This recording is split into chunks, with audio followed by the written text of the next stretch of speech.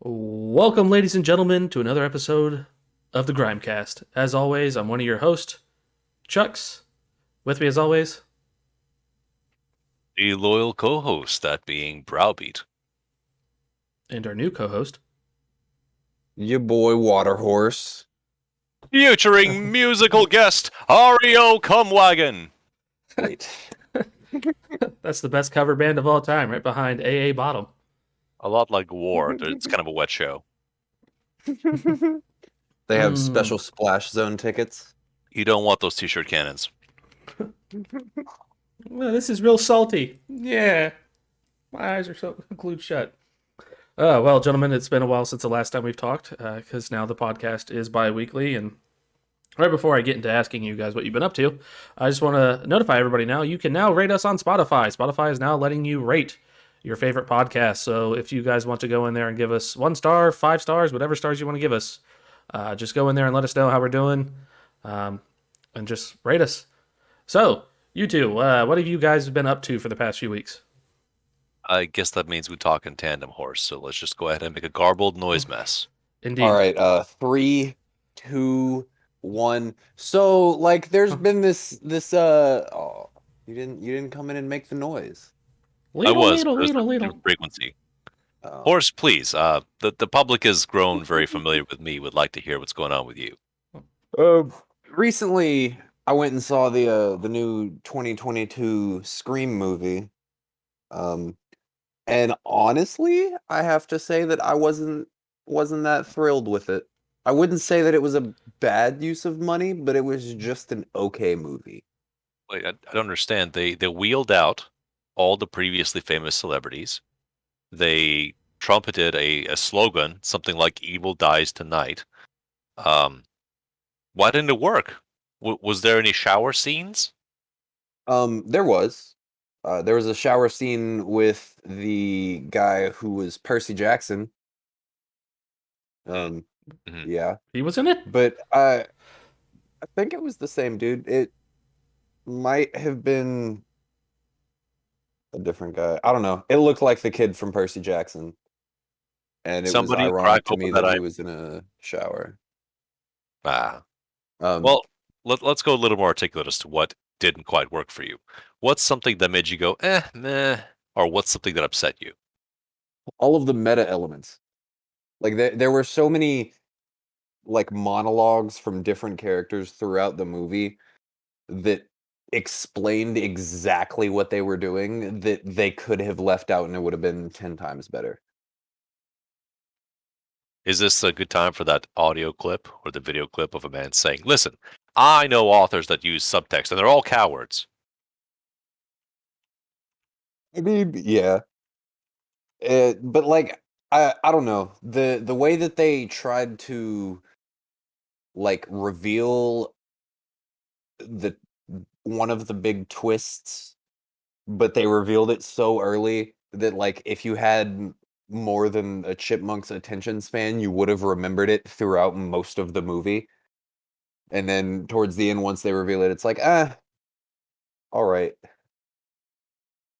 Mm, Huh. that doesn't sound very definitive, but you feel like you're cheated since the people creating the film expect you to just do no critical thinking at all and say, "Aha! You see, it's insightful after all." Well, it wasn't really that. It was the fact that they spoon fed it to you before the movie even got going, and then the movie started and like happened, like the a majority of the plot happens, and like there were certain points where I was like, maybe it's not this person, maybe it could be this. This might be why they're doing it, but like overall, I knew exactly where the movie was going from like the first 15, 20 minutes. Would it have been better as a seven-part TikTok series? Yes, because I wouldn't have seen it. Okay, that's pretty condemning. Is there any redeeming value? Something that will stick with you? Um, they did. I would say they did a good job with some of the dialogue in the movie. Like, there's quite a few witty, just like one-liners in there that I can quote and I'll probably remember. Um, some of the callbacks were okay, but like I haven't seen many of the other like original Scream movies, so I didn't really have a connection with the OG characters like that. It's like 80% of the appeal, man. Yeah. Remember back in those days when so and so was attractive? Yeah, I remember. You remember? I remember I had my berries. See, you know.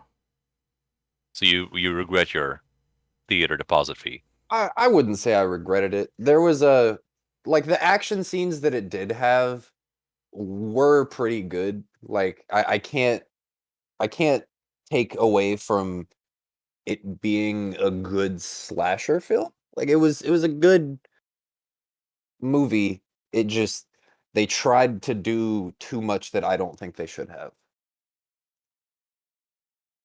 What's the age span here? Let's crack open our favorite IMDb. I am to be. How long between the films? Oh, let's see. 20, 26 years. Yeah, 25 years it says. Perfect. That's exactly what we need.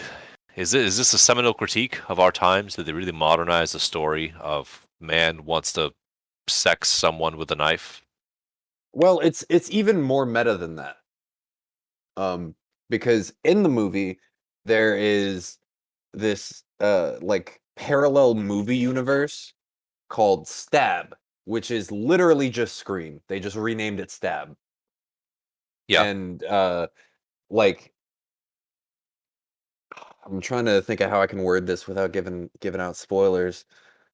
But the entire like purpose of the movie is that people that didn't like previous sequels of the Stab movie in that universe wanted to recreate their own Stab movie. So it was a Scream movie of someone recreating a Scream movie because they didn't like a previous Scream movie.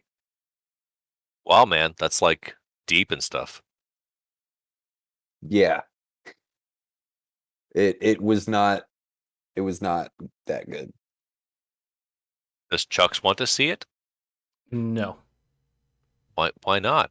In the same analysis, Horse said it wasn't very good, followed by it was pretty good. And that's the kind of stuff you're really into.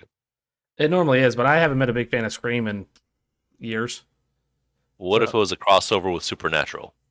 I don't even like Supernatural that much. Supernatural Scream? Or like maybe BoJack Horseman? That's a show people like. BoJack Horseman and Scream. Uh, Yeah, because everyone's anxious and depressed, including the killer. And the killer goes to do the thing that he goes, man, what's the fucking point? And just puts the knife down and starts moping. And then Turns off his voice changer. Why am I even doing this anymore? Uh-huh. It's all just a materialistic spiral. And then the victim's like, hey, man, you want a blunt? Yeah. He just keeps low-key bumming drugs off of his victims because they kind of feel awkward and bad for him. That's the sole plan. Nobody dies. He doesn't pay for the weed. Or the Xanax or whatever else he's got going on. But more interesting premise right the fuck there. That would make for a better movie. I have to agree. sorry, I've been looking for the kid from Percy Jackson, Uh-huh. and I still haven't found him yet. Have you considered typing the kid from Percy Jackson into Google? I have, but I just typed It in was the movie. Dylan Minnette. Was he in Percy Jackson? Because he doesn't show up in. He was in 13 Reasons Why. That's probably what I... Ah, okay. The open Oh, house. I remember cool. him on that one. That one was a little silly movie. Is this like a Kevin Bacon style association? Just because that. Oh no, this is more like Bryce Dallas Howard and that other chick. Like they look similar, so that might be them. I can't remember her name. Now it's They look bothering me. similar, and the last time I saw the Percy Jackson movies, I was like 8, 10. Wait, Percy Jackson is the So it's prequel been a to the while. Maze Runner, right? Yes. Yes, Okay. Jessica Chastain. Boom. That's Bryce Dallas Howard's lookalike. All right, we're getting somewhere now. Which one's Bo Derek? No, that's a Blade Runner joke. Nobody cares about that. Well, okay. Horse, you also had mentioned something about the Yu-Gi-Oh card tournament. Is that accurate? Oh yeah, the newest Yu-Gi-Oh physical virtual card game What's your history with that came out. What's your history with this card tournament? I've been a fan of Yu-Gi-Oh for most of my life, but not until a couple years ago did I actually get like invested into trying to learn how to actually play the card game. You just didn't slap down trap cards and shit and like, yeah, this is how this works, motherfucker. No, I didn't do the anime thing where they were just like flipping over cards and oh, I have my friendship card. So now I get 4 extra decks. Somehow I managed to get all 7 pieces of Exodia on the top of my deck. Rigged. Somehow Yeah. Yugi won. Yeah. And I also guess was never anything on the back of motorcycles fighting with giant robots. Although I feel like that probably would have made me more interested in the game. That sounds like a JoJo's Bizarre Adventure moment. Nope. That's I don't wanna get this wrong. I think it's GX? DX. Yu-Gi-Oh! DX? DX? Oh, you might be right. No, GX. Okay. Yeah, because GX is the one with Jaden. Who? Yep. Like Jaden Smith was in it? No. His name is just Jaden. No. He's the dude with like the red jacket. He was the Jaden one Yuki. that popularized. He was the one that popularized the dual disc. Yeah. Jaden Yuki. I got the characters here. Seto Kaiba's still in there. By the Yuki. way, I used to watch Yu-Gi-Oh! When I was in like elementary and middle school. Yeah. And you got Chaz Princeton. That doesn't scream douche bad character in the get-go. That I don't know what else does. Like, how do we name this as the biggest dick bag in America? Chaz Princeton. Got it. Done. Sold. You can always subvert All Chaz expectations. Princeton's just gave us 1 star on Spotify. Hey, at least that's more reviews. It's still engagement. Still counts. Yeah, Feed the algorithm. What about Dudley? That's a posh name. Dudley? Dudley. All I can think of is like Dudley Do Right, and isn't that the nephew in Harry Potter? Or the cousin? Dudley Do Right? Yeah, that's an old 60s cartoon about a Canadian Mountie who's a giant moron. Once portrayed by Brendan Fraser. Brendan Fraser. Exactly. No, I was hoping Horse would pick up on the other reference. I didn't even pick up on the other reference. Say Dudley the boxer Who the hell's Dudley the boxer? from Street Fighter. Oh, that's why. My Street Fighter knowledge stops at 2. Mine isn't much better than that. I don't even have like actual games. I just know like certain characters. You can. Yeah. Most part. At least you're not like doing it by like, yeah, I like the spiky hair blonde guy. Guile? Yeah, whatever the fuck his name is. The green guy with like the spikes and electric. Yeah, that guy. Blanco? Yeah, we'll go with that. What about the stretchy armed Indian guy? Which one? I think his name was like Delhi. Yeah, it was New Delhi. That's his name. From India, right? Has to be New Delhi. Low key racist. I love it. Hey, it's better than a 5-year-old rape joke, you know. That It comes was in- consensual. I gave it a lollipop.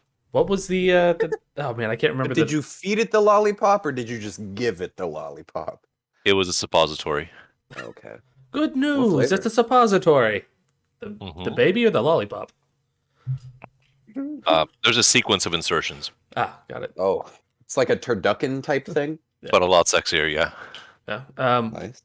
Okay, so back to this Yu-Gi-Oh game. We somehow There was this announcement I saw on Steam of a Yu-Gi-Oh fest that they were doing to promote this new game that they're putting out.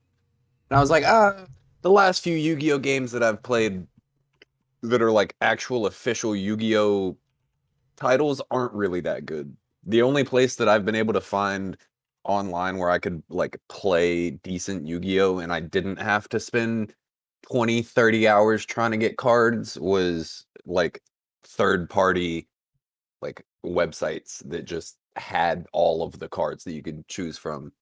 But with Master Duel, they start out by giving you about 1,000, 1,200 cards, and they just give you packs. Like you just get so many materials that you can't help but buy packs. And I don't know. I've played a little bit of it. The deck building seems a little odd because they have it to where you can search through the community through like public decks, and that in and of itself is a nightmare because you'll look at 30 different deck lists for one deck type that you want to build, and all of them are completely different. But they all feature the same mechanic and win condition, so just tune to your heart's desire. Yeah, just 70 much. blue eyes, white dragons. Or That's not Go- how that works. go to the actual play space with the cards, net deck top 5, see if you can build it, and then just solve the game. All right, Yeah. fine, horse. That is how you win Yu-Gi-Oh! 68 blue That's eyes, how you white win both dragons, TCGs. and then 1 dark magician girl to make 69. That just sounds like a party. That doesn't sound like a Yu-Gi-Oh! deck. That is a that is a video on Pornhub somewhere. Question: are the dragons arranged in a semicircle or a full circle? And is the girl kneeling? Yes, These are pertinent questions. they have wings. They're flying in a circle, I'm and she is still also kneeling. I'm open to a spit roast situation, but that's a big old game of hot potato. And considering the dragons, that's like a everlasting air combo. That girl's not touching the. They're all done. Oh, this is going to be some Evo shit that you'll see. Yeah, the jock juggle. Welcome to the party. Surprised that's not a metal song. The jock juggle. The jock juggle. Ugh. I mean, again, musical guest Ario Cumwagon might just have what you're looking for. Of all music I've ever listened to, I feel like Ario Cumwagon would probably do the best on a song like that. They would. I mean, Danny's Sex Bang might be a close second. I was about to say Ninja Sex Party might be up there. Mm-hmm. But what is it? The album names in Between the Sheets or something like that. Yeah, Between the Sheets. Hear me out. Let's make a super group. Get Ario Cumwagon, Ninja Sex Party, and whoever else that other one was. AA Bottom, the ZZ Top cover Yeah. band. Yeah, AA Bottom. Put all of them together and just have an amalgamation of pure sexual energy and tension on one song. I would add one additional wild card element. Mhm. What is this wild card? Weird Al Yankovic. He has to be playing the Okay. accordion. That's the only. It's just sexier with an accordion. No And the vocals. accordion is played with and pelvic who's motions. sexier to play the accordion than Weird Al? Than Weird Al. Well, in this case, Weird Al is more the composer, arranger, and vocalist because he's supporting the accordion through, let's call it a metal peg, and there are 2 performers on either side using hip motions to work the bellows. Mm. I mean, this is a transcendental sexual experience. Oh, Queer doesn't begin to describe it. Yeah, this sounds Wh- like something that you would only get the chance to see once, and everyone that sees it is just enlightened and on another level of existence. Yeah, they just leave. Their bodies disappear, leaving sticky puddles of proof of wisdom on the ground. Got a That's- consecrated site. That's what we're calling it now. That's one of the things we can call it. Yeah, absolutely. Okay. Concentrated wisdom. I'm gonna start calling Concentrated wisdom. it. Hey, girl, you want some concentrated wisdom? Like what? Don't worry about it. All right. So, Brow, how's your little week been?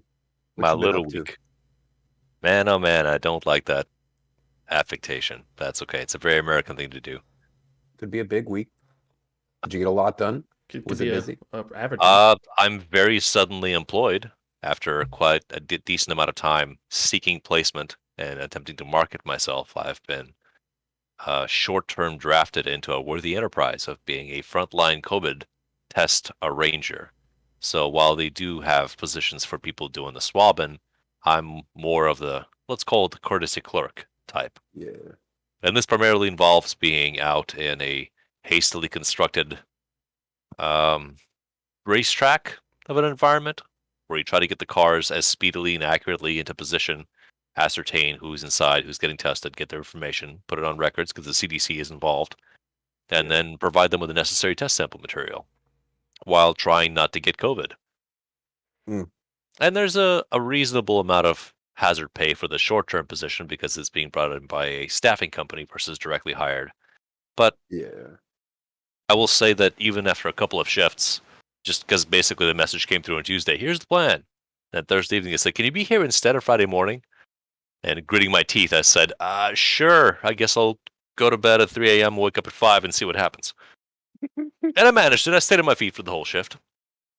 It's simple but taxing work. But luckily, the crews that are working around us are resolute, if nothing else. They're a little over it, a little tired, but they're moving at a good clip. And people seem genuinely pleased and happy when they're able to be met with anything outside of hostility or dismissal. So I don't know what the money actually looks like because that's at least a week out to see what the numbers say. Because I'm half expecting. Oh, mileage? No, we lied about that. Don't worry about it. But You thought it said go ahead. $32? We said pesos. Sorry. Yeah, the conversion rates are kind of fucky. We're paying you in 0.00032 Bitcoin.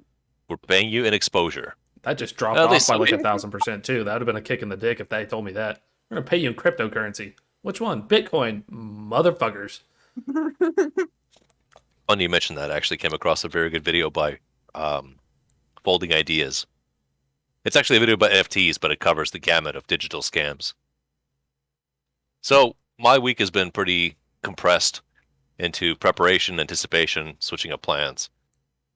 And now my free time is much more metered and measured.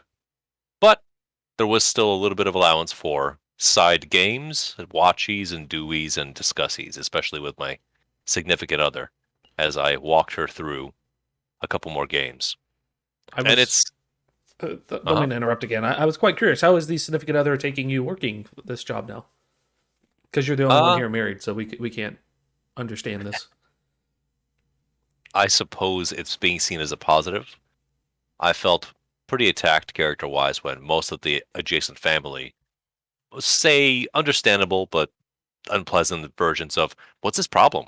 Why is he like being a deadbeat? Why can't he like just go out there like work? Like, you know. And it's not for lack of trying, but I'm also not interested in being a regular grunt, if that makes sense. I've already did that for a sufficient amount of time to damage my back. I'd prefer to do something more gainful with my rational abilities, logistical, analytical, communicative, etc. And I mean, the joke's on me right now. I'm absolutely being a grunt, but this is one of those, they're in dire need and they're paying above rate. Okay, sure. We'll do that for a while. I can eat sandwiches. That's fine. Yeah.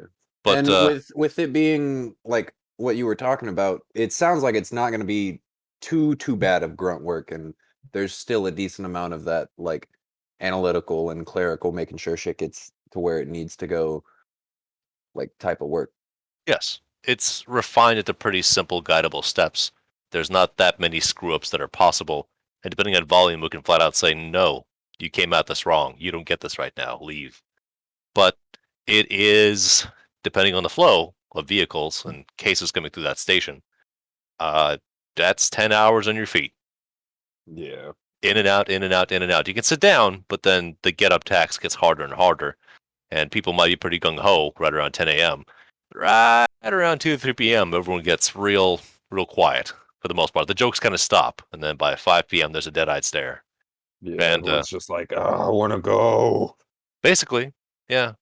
And I feel kind of bad when there's a lull, because schedule-wise, we know there are still evening appointments coming up. You know, the sun's gone down, it's gotten significantly colder, people are just griping and whining, and you want to pack up shop and go, but we still have outstanding appointments. And there's just not enough work. So you can sort of sit on your thumbs and twiddle them, or you can fold some paperwork, you can maybe requisition some more labels, but that's done in minutes. And there's nothing to do until everyone arrives, and then off you go get the stuff. And there's 7 cars in the queue, and the first car has 5 Mexicans inside, for the sake of the joke. And they go, what do you mean appointment?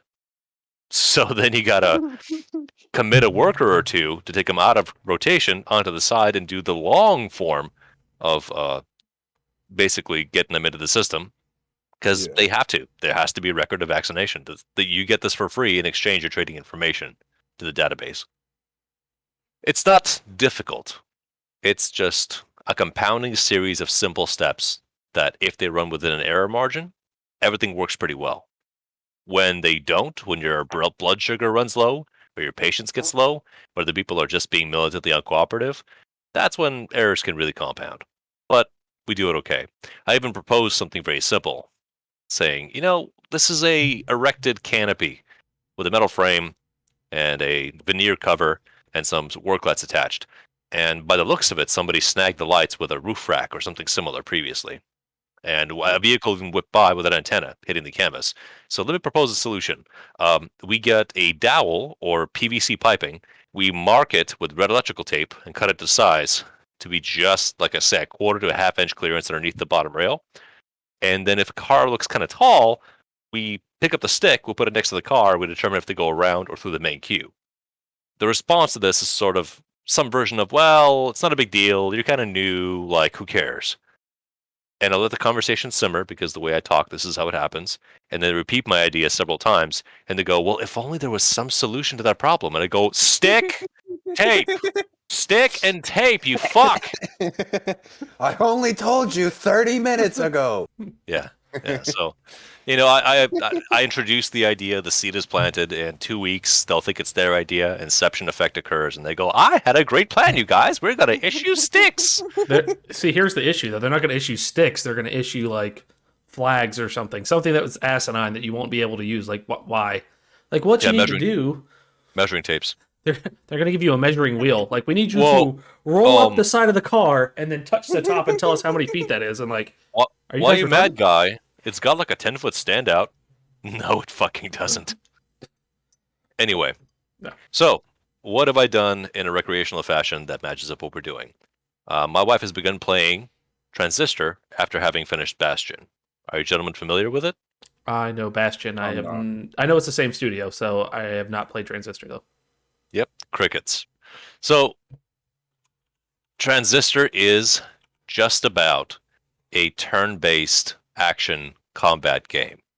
And I say just about because the main character's primary advantage is being able to pause time, queue out all of the character's stamina and abilities along the map that she can reach and afford in her stamina, then execute them in the blink of an eye, and then be very vulnerable while stamina refills. So you get to seek cover, you get to blow your wad, if you will, and then set up any sort of buffs or debuffs, knock enemies together, land your DPS, dash around, etc. You can also do these things completely live, but the enemy will always have a much easier time hitting you than you can hit them, and you're not very durable. And if of the 4 abilities you can have slotted to your character, if your health bar ever runs out, one of those abilities becomes unavailable for use for a certain number of arenas, and you get a retry on a new health bar, meaning you can lose your health up to 4 times. So hypothetically, the game is forgiving, but there's a bit of a skill check. Whereas on Bastion, my wife played in what's called no sweat mode, which I give no pressure for. It's a fun way to go, where you get infinite continues, meaning if somebody beats you in a fight, you get back up and you hit them again, and then when you fall down and die, just get back up, then hit them some more. You're going to win through attrition. Not so in this game. And of course, with this studio, we're talking about serious musical talent, great voice acting, impressive visuals, and just oozing with style. But it does hinge upon a combat system, and if that system is unsatisfying to you, not going to have a great time. So session 1 was about an hour and change, and we'll revisit it again when she's a little bit more prepared for what she's dealing with, because it's a very relatable effect for most players. In a simple environment, when you're given practice fights or tutorials, you kind of do the moves and think, oh, that's easy. But then as soon as the challenge gets amped up, the mind never made the connection as to why move 1 connects to move 3 that then channels to move 2. That association is not really there. So you end up spamming one button because that's what we humans as monkey brains do. Hit it with a rock. Hey, did you know that you can actually throw the rock up in the air and then time the arc so you can hit the enemy and drag him just to where the rock's going to fall down for extra damage? No! Smash with rock! So that'll be a forthcoming process. I also played a game, beat it, actually. Well, let me rephrase this. My main project is still Sekiro. Sekiro Shadows Die Twice, which is the Souls game between Dark Souls 3 and Elden Ring, and it is very much its own thing. I enjoy it, but it's a demanding play, and if I don't have 2 to 3 hours to give it, I don't want to sit down for a session, because, I mean, you need to commit. This is not a Yeah. casual play game. Yeah, Unless it's not one of those you can sit down for 30, 45 minutes and actually make progress. unless you're farming. But is it really fun to sit down and repeat the same loop Yeah, I mean, for the next at that 40 point, minutes? you're just grinding for a little bit before hopping off. Exactly. So instead, I decided to play Valiant Hearts. Valiant Hearts is a Ubisoft published indie game that's, I don't know, 10-ish years old, maybe a little bit less. And it is you could argue it's a very simple side-scrolling puzzle game, but the subject matter is World War One, or rather, the Great War, because there was never supposed to be a follow-up war. Uh, Funnily enough, Hmm. just convenient rebranding here, because America loves this. I just didn't really realize that the Vietnam War to the U.S. is actually the second French-Indonesia War, or French Indochina, excuse me, Hmm. which communicates like a bigger story, a way bigger story. To which my wife had asked me, like, what's in Vietnam? In parentheses, a lot of subject matter is committed to making movies about the war in this place. And I looked at her and I smiled and I said, communism. And then Essentially. that made a lot of sense. Well, I mean, Chucks, yes, saying it glibly addresses the textbook. Mhm. If we're looking at subtext, what the fuck happened? Because if that was the case, then the Western powers never won. No. Cambodia, Laos, and Vietnam turned into officially stating a communist position. They never got there. Communism doesn't exist in the world, never has, at least as far as we know. But they were socialist democracies or socialist republics Yeah. until their more valuable neighbors collapsed. And then they said, we like dollars. We'll take dollars. Cool, yeah. Well, Vietnam went in and took over Laos.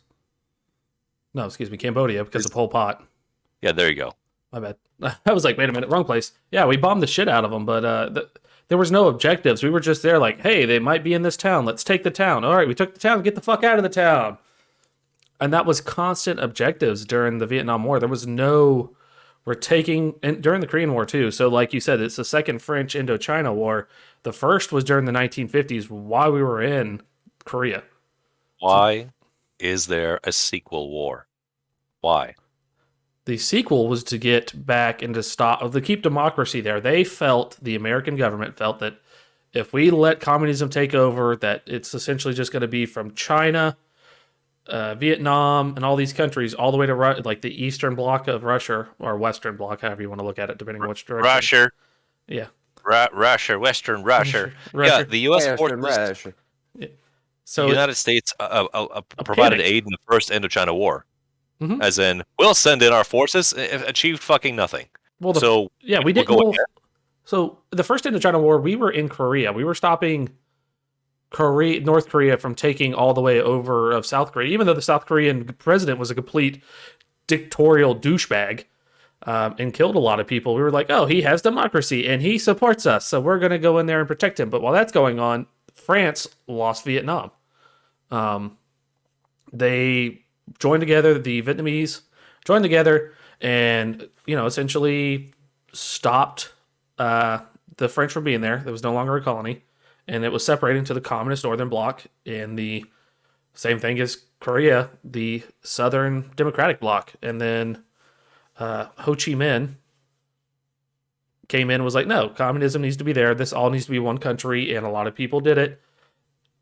And there were certain situations that fucked up for them and for us. Our biggest thing was that we were just randomly bombing and using agents like Agent Orange and other materials and killing these random civilians for no reason.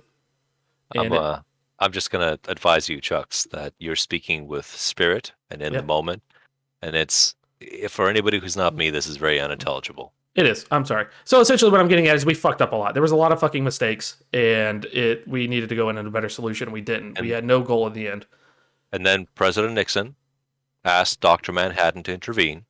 Yes. The conflict ended in 4 days, and Nixon got his third term. Happy end.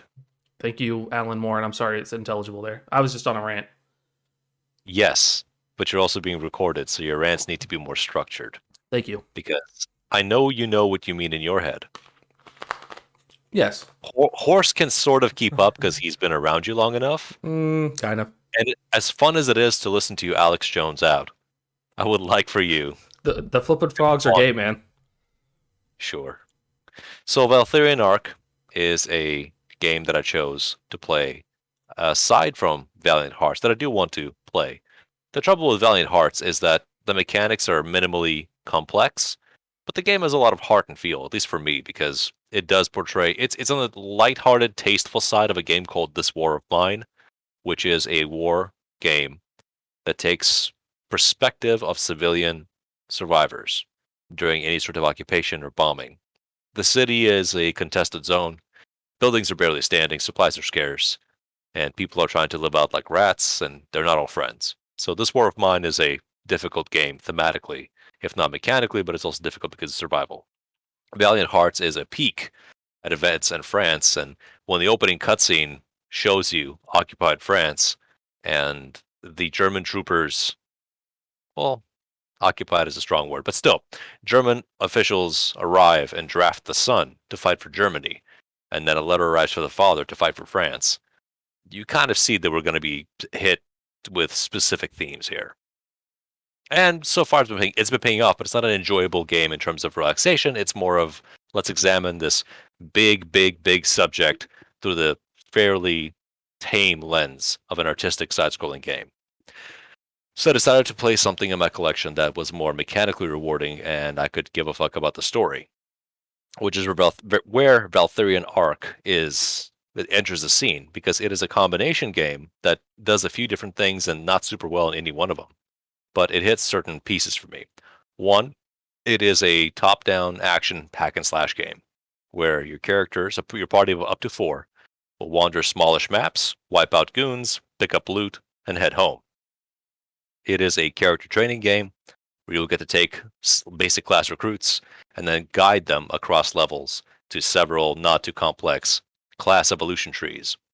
And then mainly, it is an academy game where your academy has a certain amount of room and slots on its grounds to build facilities and means of raising students. And then you are to graduate students on the behest of the crown in specific limited terms of time, semesters. And the graduating students will be effectively commissioned and recruited by the state to give you funds to expand your academy. So your not Hogwarts military academy fascism school, very colorful. They have great leaves. It will grow over time, and you will take up missions and quests, some passive, slow, taking weeks and weeks and weeks to dispatch you students to, some active, which are the small hack and slash maps I mentioned. The joy was to quasi-customize the school castle and then watch the little mooks with the smiley chibi avatar faces become dragon knights and arquebusiers. I think I knocked that out in about 4 days or so of fairly timid play, few hours here and there. Very cutesy, budget game. I got it in deep sale for, I think, $5. And it was rewarding to at least scratch those little pieces. Like, for example, do either one of you remember the game series Dungeon Keeper? Yes, I remember it. I don't. Does not ring a bell for me. Okay, well, it's old as balls, but the principle is that you are a evil overlord, a fantastical mythical creature, a presence, really. You don't have a physical avatar. You are responsible for a dungeon core that powers your influence. Then you have access to a dark portal through which you can attract creatures to the dungeon that you have. You have bitch boy imps that you can use to mine out areas underground, pave the floors, support the dirt structures walls with tiled stone, and basically tend to the dungeon. And all the monsters that come in, you don't have any direct control over. You can pick them up with your spectral hand and drop them into places in your dungeon, but basically you have to lure them in by things they like, or pay out bounties from your treasury to target certain enemies. And your enemies include rival overlords with their dungeons and armies, and of course, heroes. Heroes will come to your realm because the more prosperous your dungeon, the better the looting is. So the gnomes, the elves, the dwarves, the knights, and the priests are all coming in for that sweet, sweet payday, and it is your sacred duty to murk the fuck out of them. But the game is also quite humorous. Cheeky, dark humor, with the sequel, I believe, maybe the first one, featuring leather-bound dominatrices. So that's kinky, that's cool. I miss those games based on laying out your dungeon as you saw fit, and then you could possess a creature with a spell, and then first-person view walk through your creation. So primitive games, relatively speaking, but I miss them in concept. And Yeah, of the course, there's concept definitely sounds interesting. Like that sounds like something I would sink a couple hours into and really enjoy it. there have been successor games, the Dungeons series, available on Steam, I think, and several others have tried to evoke the spirit of the game, and they've succeeded in kind of paying homage to the feel of the OG studio. But it's not quite as metal, and it's not quite as funny, and it's not quite as cute. So it's a version that doesn't have the same core appeal at the time. And also, this reminds me of one of my favorite series that I never really finished, actually, come to think of it. Suikoden. Do you know what this is? Not a clue. Yay for ignorance! So it is a venerated JRPG series. Again, lost to time. Suikoden 2 on the PS1 is one of those greatest of all time games, and I will definitely lean on, yeah, writing good, game good, feel good. The principle of all the games is it's virtually the same story each time, different in setting. So very Zelda-like. There's a betrayal in the kingdom. Your protagonist is usually a member of the royal family somehow. There's a change of the guard. They are exiled and they barely escape by themselves or possibly with a small cadre of protectors. They seek shelter and allies across the land who oppose the new regime. They will establish a fortress and they'll begin to draw the necessary characters to make a meaningful counter coup to re-seize the throne. And the game's conceit is that you will recruit 108 characters throughout the game. Not all of them are combat characters. Many of them will simply find their way to your shelter, to your hideout. And the more characters you bring into your hideout at certain points, it will trigger changes, cosmetically and mechanically, to the place that you go back to, your main base. And it has been everything from a forgotten cave island that has been hollowed out into a fortress bastion, a proper castle that has been refitted with things like elevators, or even a pirate ship that continues to amass more hull mass, and then just the new segments fill in with people. The idea of attracting people who want to be there and pursue a certain common cause, and then getting like a big cozy war family, I like that shit. I enjoyed quite a bit. So that aspect is somehow addressed, and making an academy of students to say, ah, yes, my finest fighter, my proudest tank. Well, gotta graduate, fuck off, time to train the new one. You've learned all you need. Get out. I need new blood.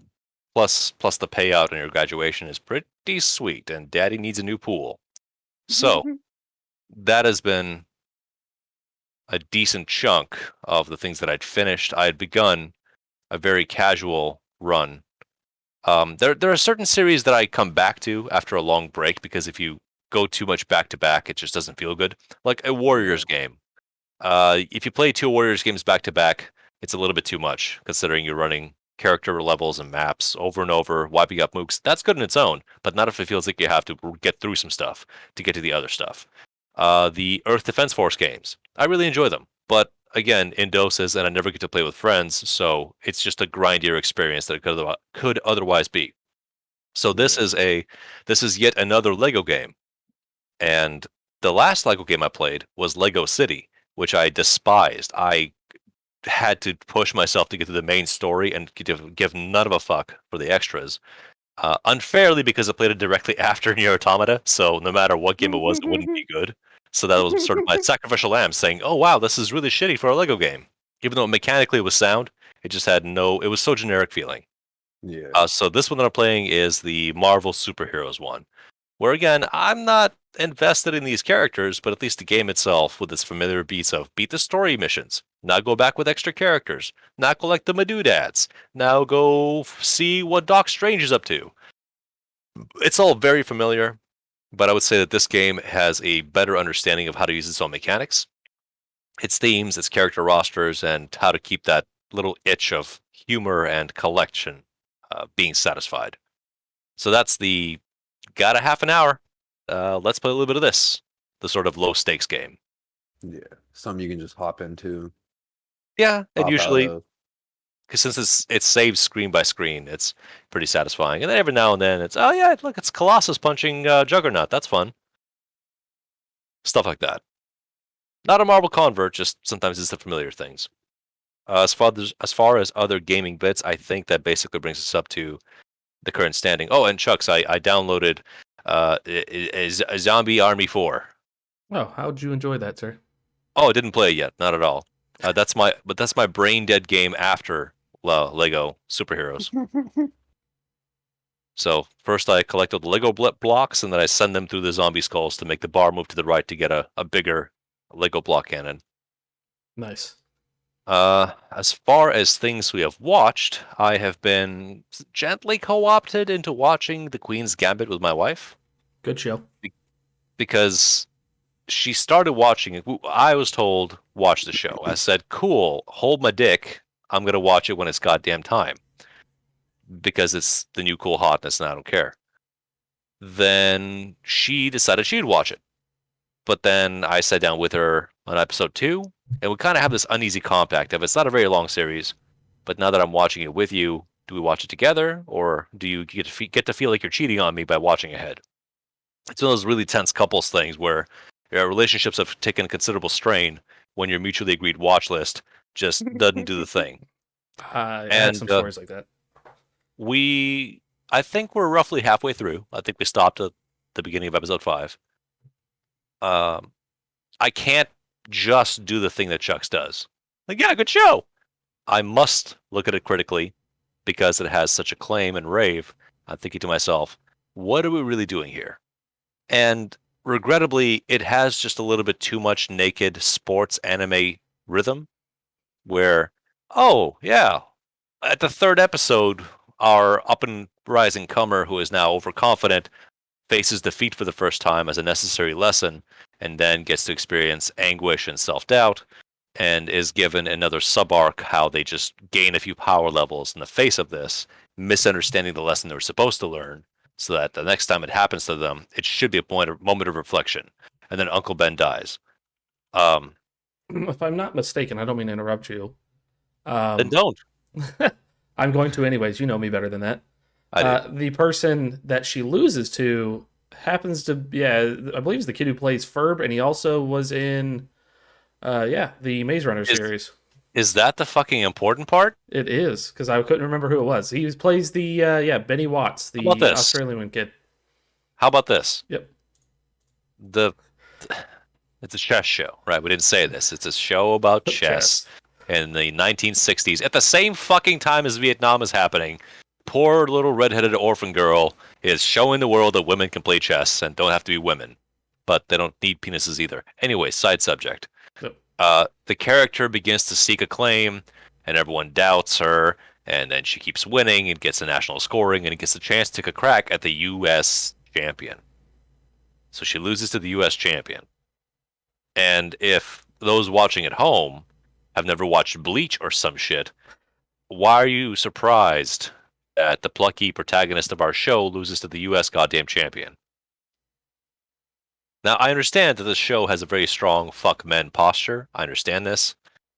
I asked my wife repeatedly, why is it that the way this is written, everybody has to be snarky to everybody? No one talks in an even fashion. It's either mentor to student or just sass, my fucking sass. And so much, we're finished talking now, goes to leave. And one last thing, just so much of that. It's cheap. It's cheap, and the show can do better. I know it can because sometimes it does. But okay, fine. This is actually mass appeal viewing, and you get to feel super classy, and that's why we can have a show about chess, but not a show about Go, because Go would make your brains explode. Now, I'm enjoying pieces of it, but I cannot give it unequivocal satisfaction and praise. Can't. Just can't. I'm looking forward to watching, I believe it's Black Mass, or Black Masses, also on Netflix.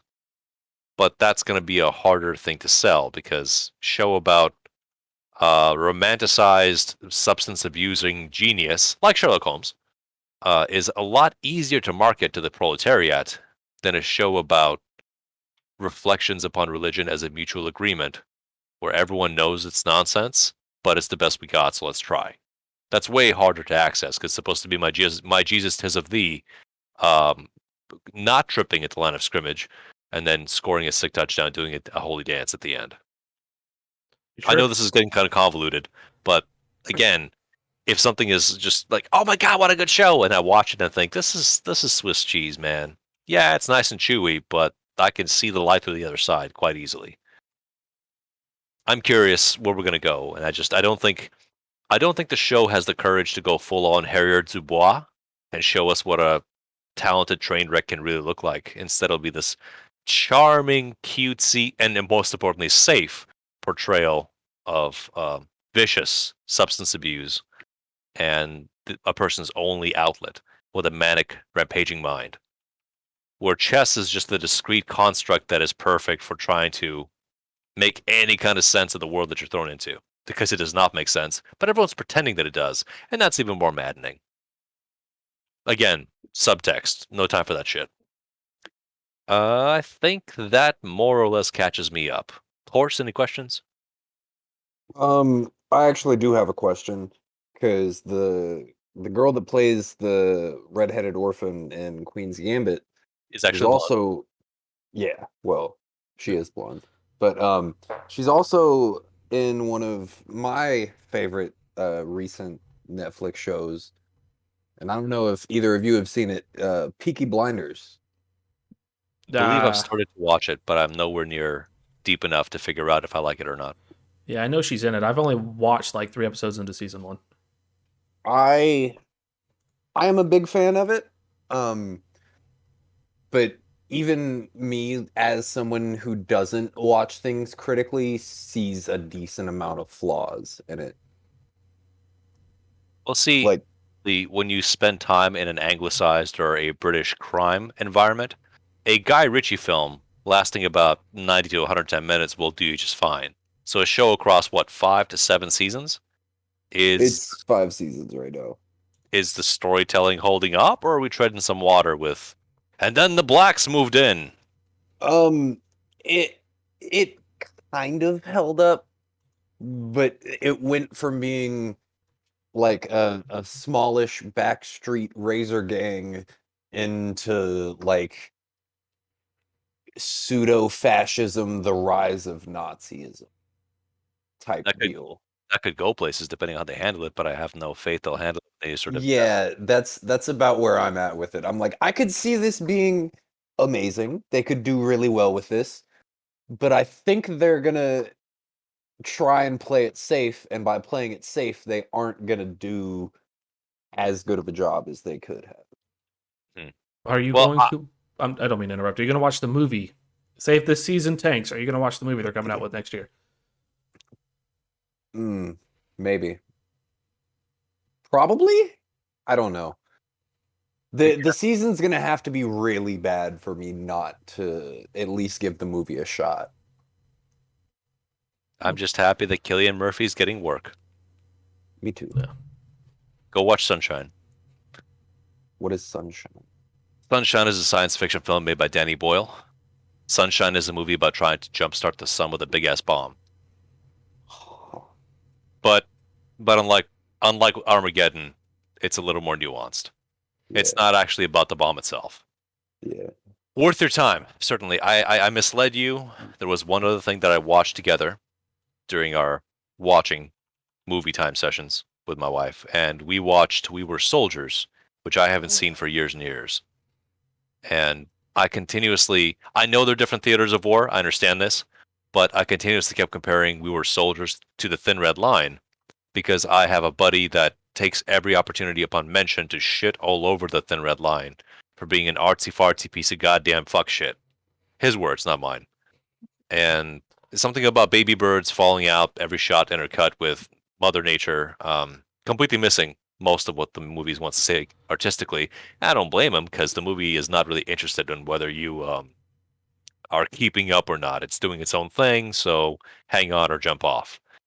So We Were Soldiers is about Ya Drung Valley, the first major engagement that the U.S. had deployed into Vietnam on this capacity, using helicopters, the light air cavalry, with Sam Elliott leading the charge, because Sam Elliott in his 1911 could take out the whole goddamn Gook army, and I say that lovingly. And it's curious to me how the movie so fraught with the men are undertrained, the division's understaffed, the choppers are unproven and have no side doors, and let's go anyway. Just go deploy the 350 men to find the crazy ass pilots that can actually pull off these maneuvers. Despite all that, not a single actual flaw in the M16. Those rifles worked perfectly all movie long. It, which I think is the biggest lie of this whole story, honestly. But okay, let's go with it. American boys being shredded by AK-47s. Yeah, it's fine. Mel Gibson has beautiful eyes. We don't have to argue this point. And I would say the film being just over 2 hours long is the right amount of length, but you have to decide how well you like your war movies to be paced. Because we have a very brief and brutal opening scene setting up the change of the guard between the French forces and the U.S. intervention. We are shown that our leader man is a really good leader man, and he's conscientious, and is Catholic, and he's got 4 kids, probably 5th in the way. So his wife loves him very much, or she's just terrified of being beaten to death. And as army spouses go, we get to see some intercuts between men in the field and the women at home, and the toll it's taking on all of them, because getting those letters is not a good day in anybody's life. When so and so got a little too drunk and fell over the side of the tank and got crushed, we have to pretend that he felt enemy fire. Bleak joke, unnecessary. Go ahead. I once again interrupting. I want to know your opinion, and there was a YouTuber that we both like to watch, History Buffs, did a video on this.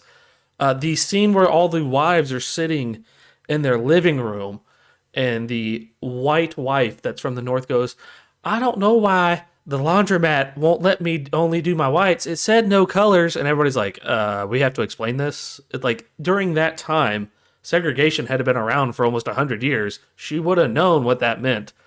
That kind of irked me for some reason. Like, she's from Vermont. They're different up there. Oh, okay. It's close enough to the Canadian border. They don't know any better. That's what you're saying? Sort of, kind of. I mean, yeah, it is an overpull, but you know what? How historically accurate is Braveheart? Not very accurate, and the bad part is both movies were written by the same guy. Yeah. How historically accurate? I mean, the Battle of Stirling Bridge had no bridge in Braveheart. Like, wait a minute. It was over the hill. Don't worry about it. The point here is to sell mood, just like Patriot, just like so many others. Yeah. Does it sell mood? Yes, it does. How accurate is it? Shut the fuck up. Go watch a documentary, and then pretend that's Mel Gibson on the hill there. Man, I gotta reread David Hackworth's autobiography, About Face. That's some storytelling spanning from Italy and the middle phases of World War II through the Korean conflict and through Vietnam into more modern events. That was a gung-ho general that just his kind don't exist anymore. Not saying he's a good man, but he did some really impressive shit. So, We Were Soldiers was an examination upon the attrition of both sides' conflict, because if the local forces won, then it would show the world that the U.S. really has no hope of pushing deeper inland, and the whole goal was to catch the military command of the resistance force before they crossed over into Cambodia, because we're not officially fighting in Cambodia or Laos. Don't worry about it. And the flex for the U.S. military is very Apocalypse Now style. If we win this engagement, we're going to print all about it of how good our air tech is. If we lose, what battle? Never happened. So, if you want to look at it as the insidiousness of the state and the constant badgering of top brass saying we got to pull this platoon leader out, it's the wrong rank. He's not a platoon leader. To go and just go ahead and debrief him in Saigon and leave the men to die. And Mel Gibson's character staunchly refuses, hanging in as much as possible and resorting to more and more desperate measures to keep his men as alive as he can and outfox the enemy with dwindling chess pieces. Back to Queen's Gambit. Everything is connected. I would say it is a moderately enjoyable watch. I think it's more feel than sense. And I just keep on thinking about Sam Elliott's character, who is probably in his 50s and flying out of choppers, and blatantly refuses to take cover, instead standing in a pistolier pose, just shooting down any oncoming troops to get within range. And sure enough, when they offer him an M16, he says, "Plenty of those going to be on the ground when I need them." And yeah. To be fair, if the political commissar is within shooting range, something went wrong and a lot of your troops are dead.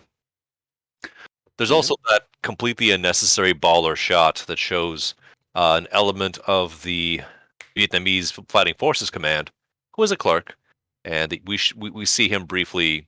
He wears glasses, so we know he's sensitive, and he pens a diary entry with a picture of his wife inside.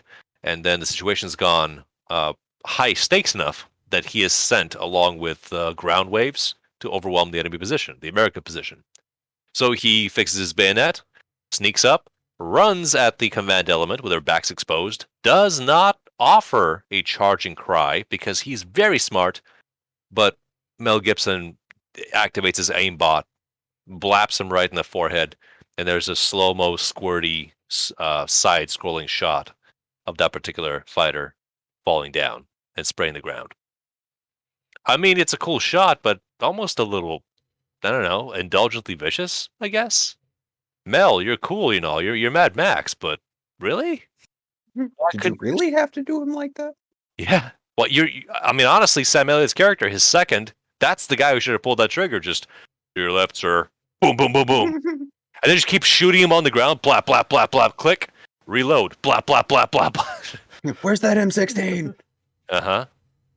So, I don't regret having it in my collection.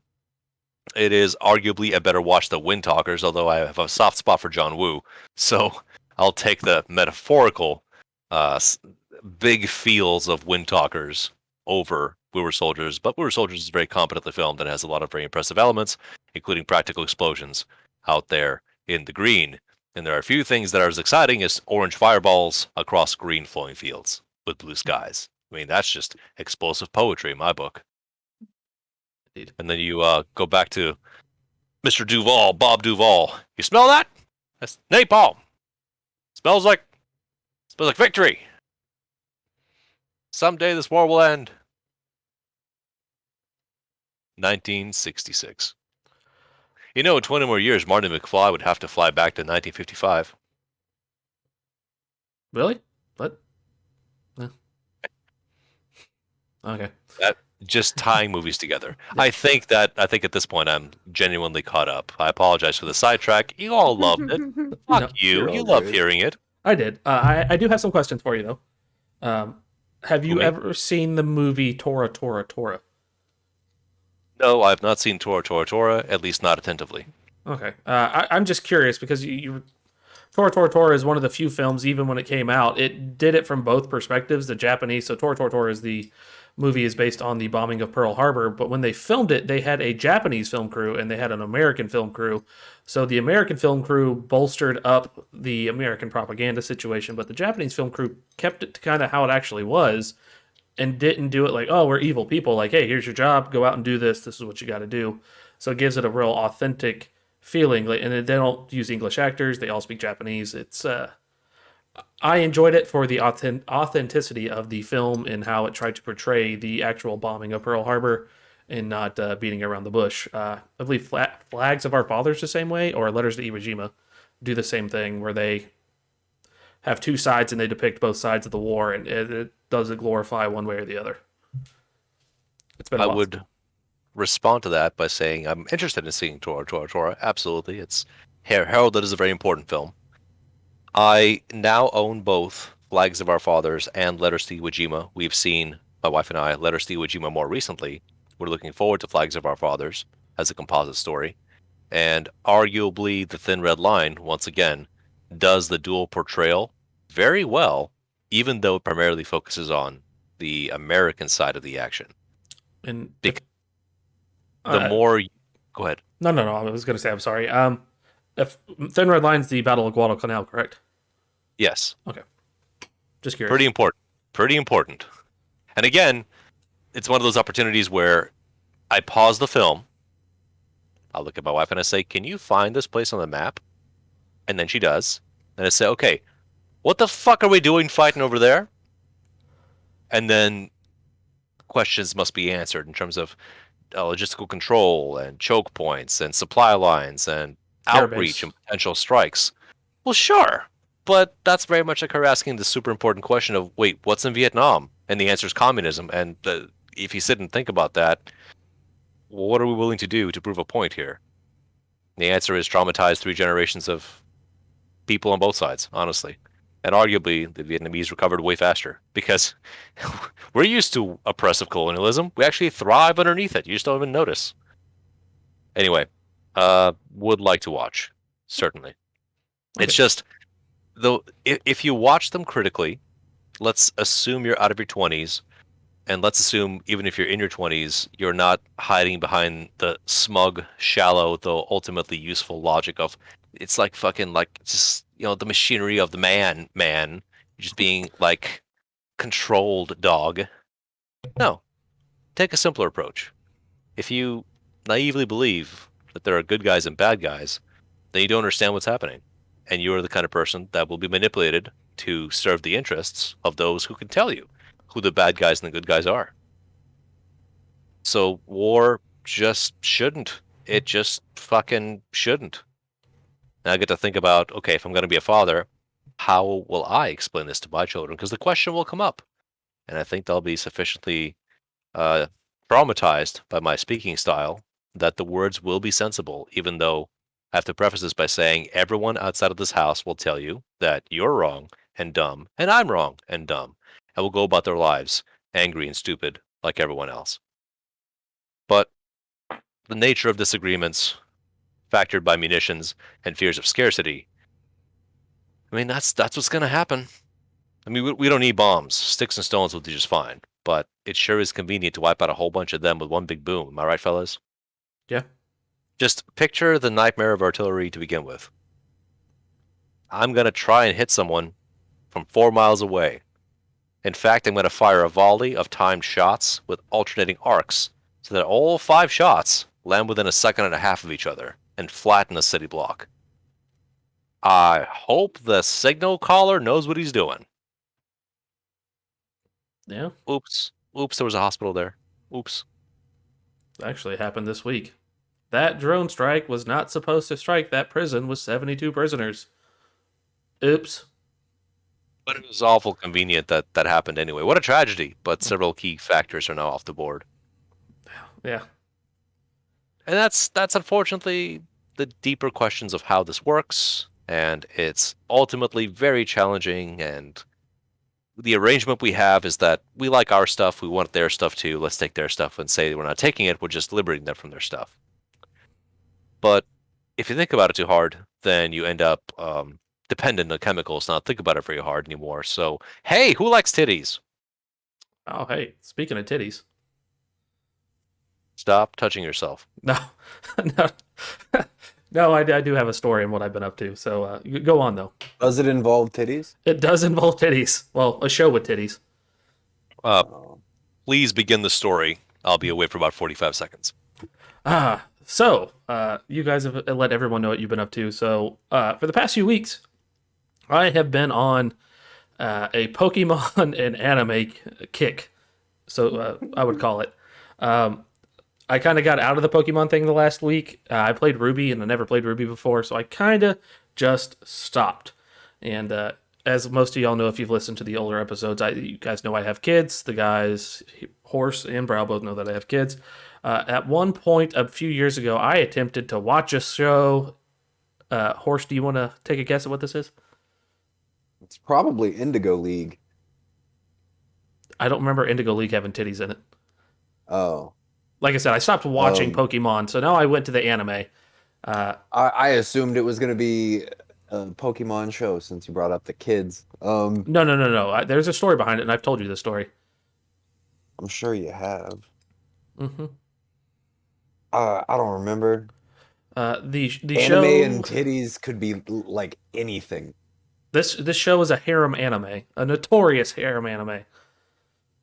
Oh God. ReZero? That is a harem anime, but no, it's close. High School DxD or High School DD, however you want to call it. I don't know if you say the X's. I don't care. However you want to call it, call it. I decided to sit down and finally finish it because the story goes, I was watching this episode when I was living there with a horse, and I'm in my room and I'm studying for this, have this on the background, and I'm watching it, and I don't realize within the first, like, 15 minutes of the show, there's tits. My kids at the time are like 9 and 5 area, 9, 5, almost, yeah, about 9 and 5. And I made the huge mistake of having this on in the middle of the day. And right as the boobies come on the screen, my oldest daughter decides to start pushing the door in. So I have to fucking play magical wizard man and like ninja roll across the bed to grab my remote, to hit back multiple times, or just shut my TV off to make sure it's off the screen. And so no, I kept trying to watch the show, but because of the kids, she never saw anything. Thank God. I was like, "Did you see that?" She says no. So I never watched. Why is that a problem? Well, because of the age, and I don't need them going back to their mother going, "Daddy was watching a show with titties in it." Like, oh, Jesus Christ. Well, why is that a problem? It shouldn't because be a of the problem. age. It's because of the age. Yeah. Okay, what'd you teach him? This is evil and sinful until you're 18. Then it's okay. There's as the great character Chef said in South Park, there's a time and a place for everything. College. Okay. So, Explain the pregnant 14-year-old. no. I mean, okay, it's from your neck of the woods that the phrases like, if there's grass on the field, play ball, come from. If there's no grass, you play in the mud, sir. Yeah, heard that one too. Yeah. Oh, dear God. So, needless to say, I understand the puritanical concerns, but I also spit all over them.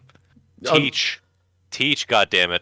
No, I agree. Don't get me wrong. I'm not disagreeing with you in any way, shape, or form. It is, at the time I was going through a custody battle, so it was real fucking iffy with how everything was going on. So I was just like, I don't need use ammunition against you. Yes. Yeah. So I had to be careful. Did you hear what the show was? No. I'm gonna get. Wait, hang on. I got it. Okay. Pawn Stars. Close enough. They have a lot of titties in there now. High School DxD or High School DD. Ah, see, you watched that on your phone. I did, actually. I finished it off on my phone. So, is that the phrase you wanted to use? I did. I phone in one hand, cock in the other, anime titties galore while I'm working. You know, your taxpayers hard at work with my dick in your hand. With my dick in your hand, with my dick in my hand. Wait. Outside of fan art, DxD is the Marvel tradition of painted on clothes. Not actually naked, but you can see the anatomy. Oh no, you see boobs and everything. You never get to see vagina. There's boobs in this one. That's not hentai, technically speaking. No. Yeah, so it's not a hentai. That is legally defensible. It's legally distinct from. So I decided to finish the show because I only saw the first season and I wanted to finish it. So I went through it. The plot follows a high school boy named Issei. No, please don't tell us. Please don't tell us. Okay, so you wanted to finish before the plot, and you kept finishing before the plot was finished, so you keep starting over. This has to deal with it. So what I mentioned to Horse, by the way, Brow, was that I've been on a Pokemon and anime kick, and I finally decided to start watching shows. I wanted to branch out and watch shows I've never seen. I got stuck on Pokemon Ruby, so I set that down. And so for the past 2 weeks, I've been trying to watch animes I've never seen before. Or started, and then I was just like, it's not my comfort zone. I'm just going to go back to my comfort zone. So I finished Fullmetal Alchemist for the 1 billionth time. All 64 episodes. And I was like, I'm going to go... say aggressively defies what you said before that. Yeah, I was about to ask. I thought you said you were going to watch shows you hadn't. Listen to me, and I decided that I did. Let me finish.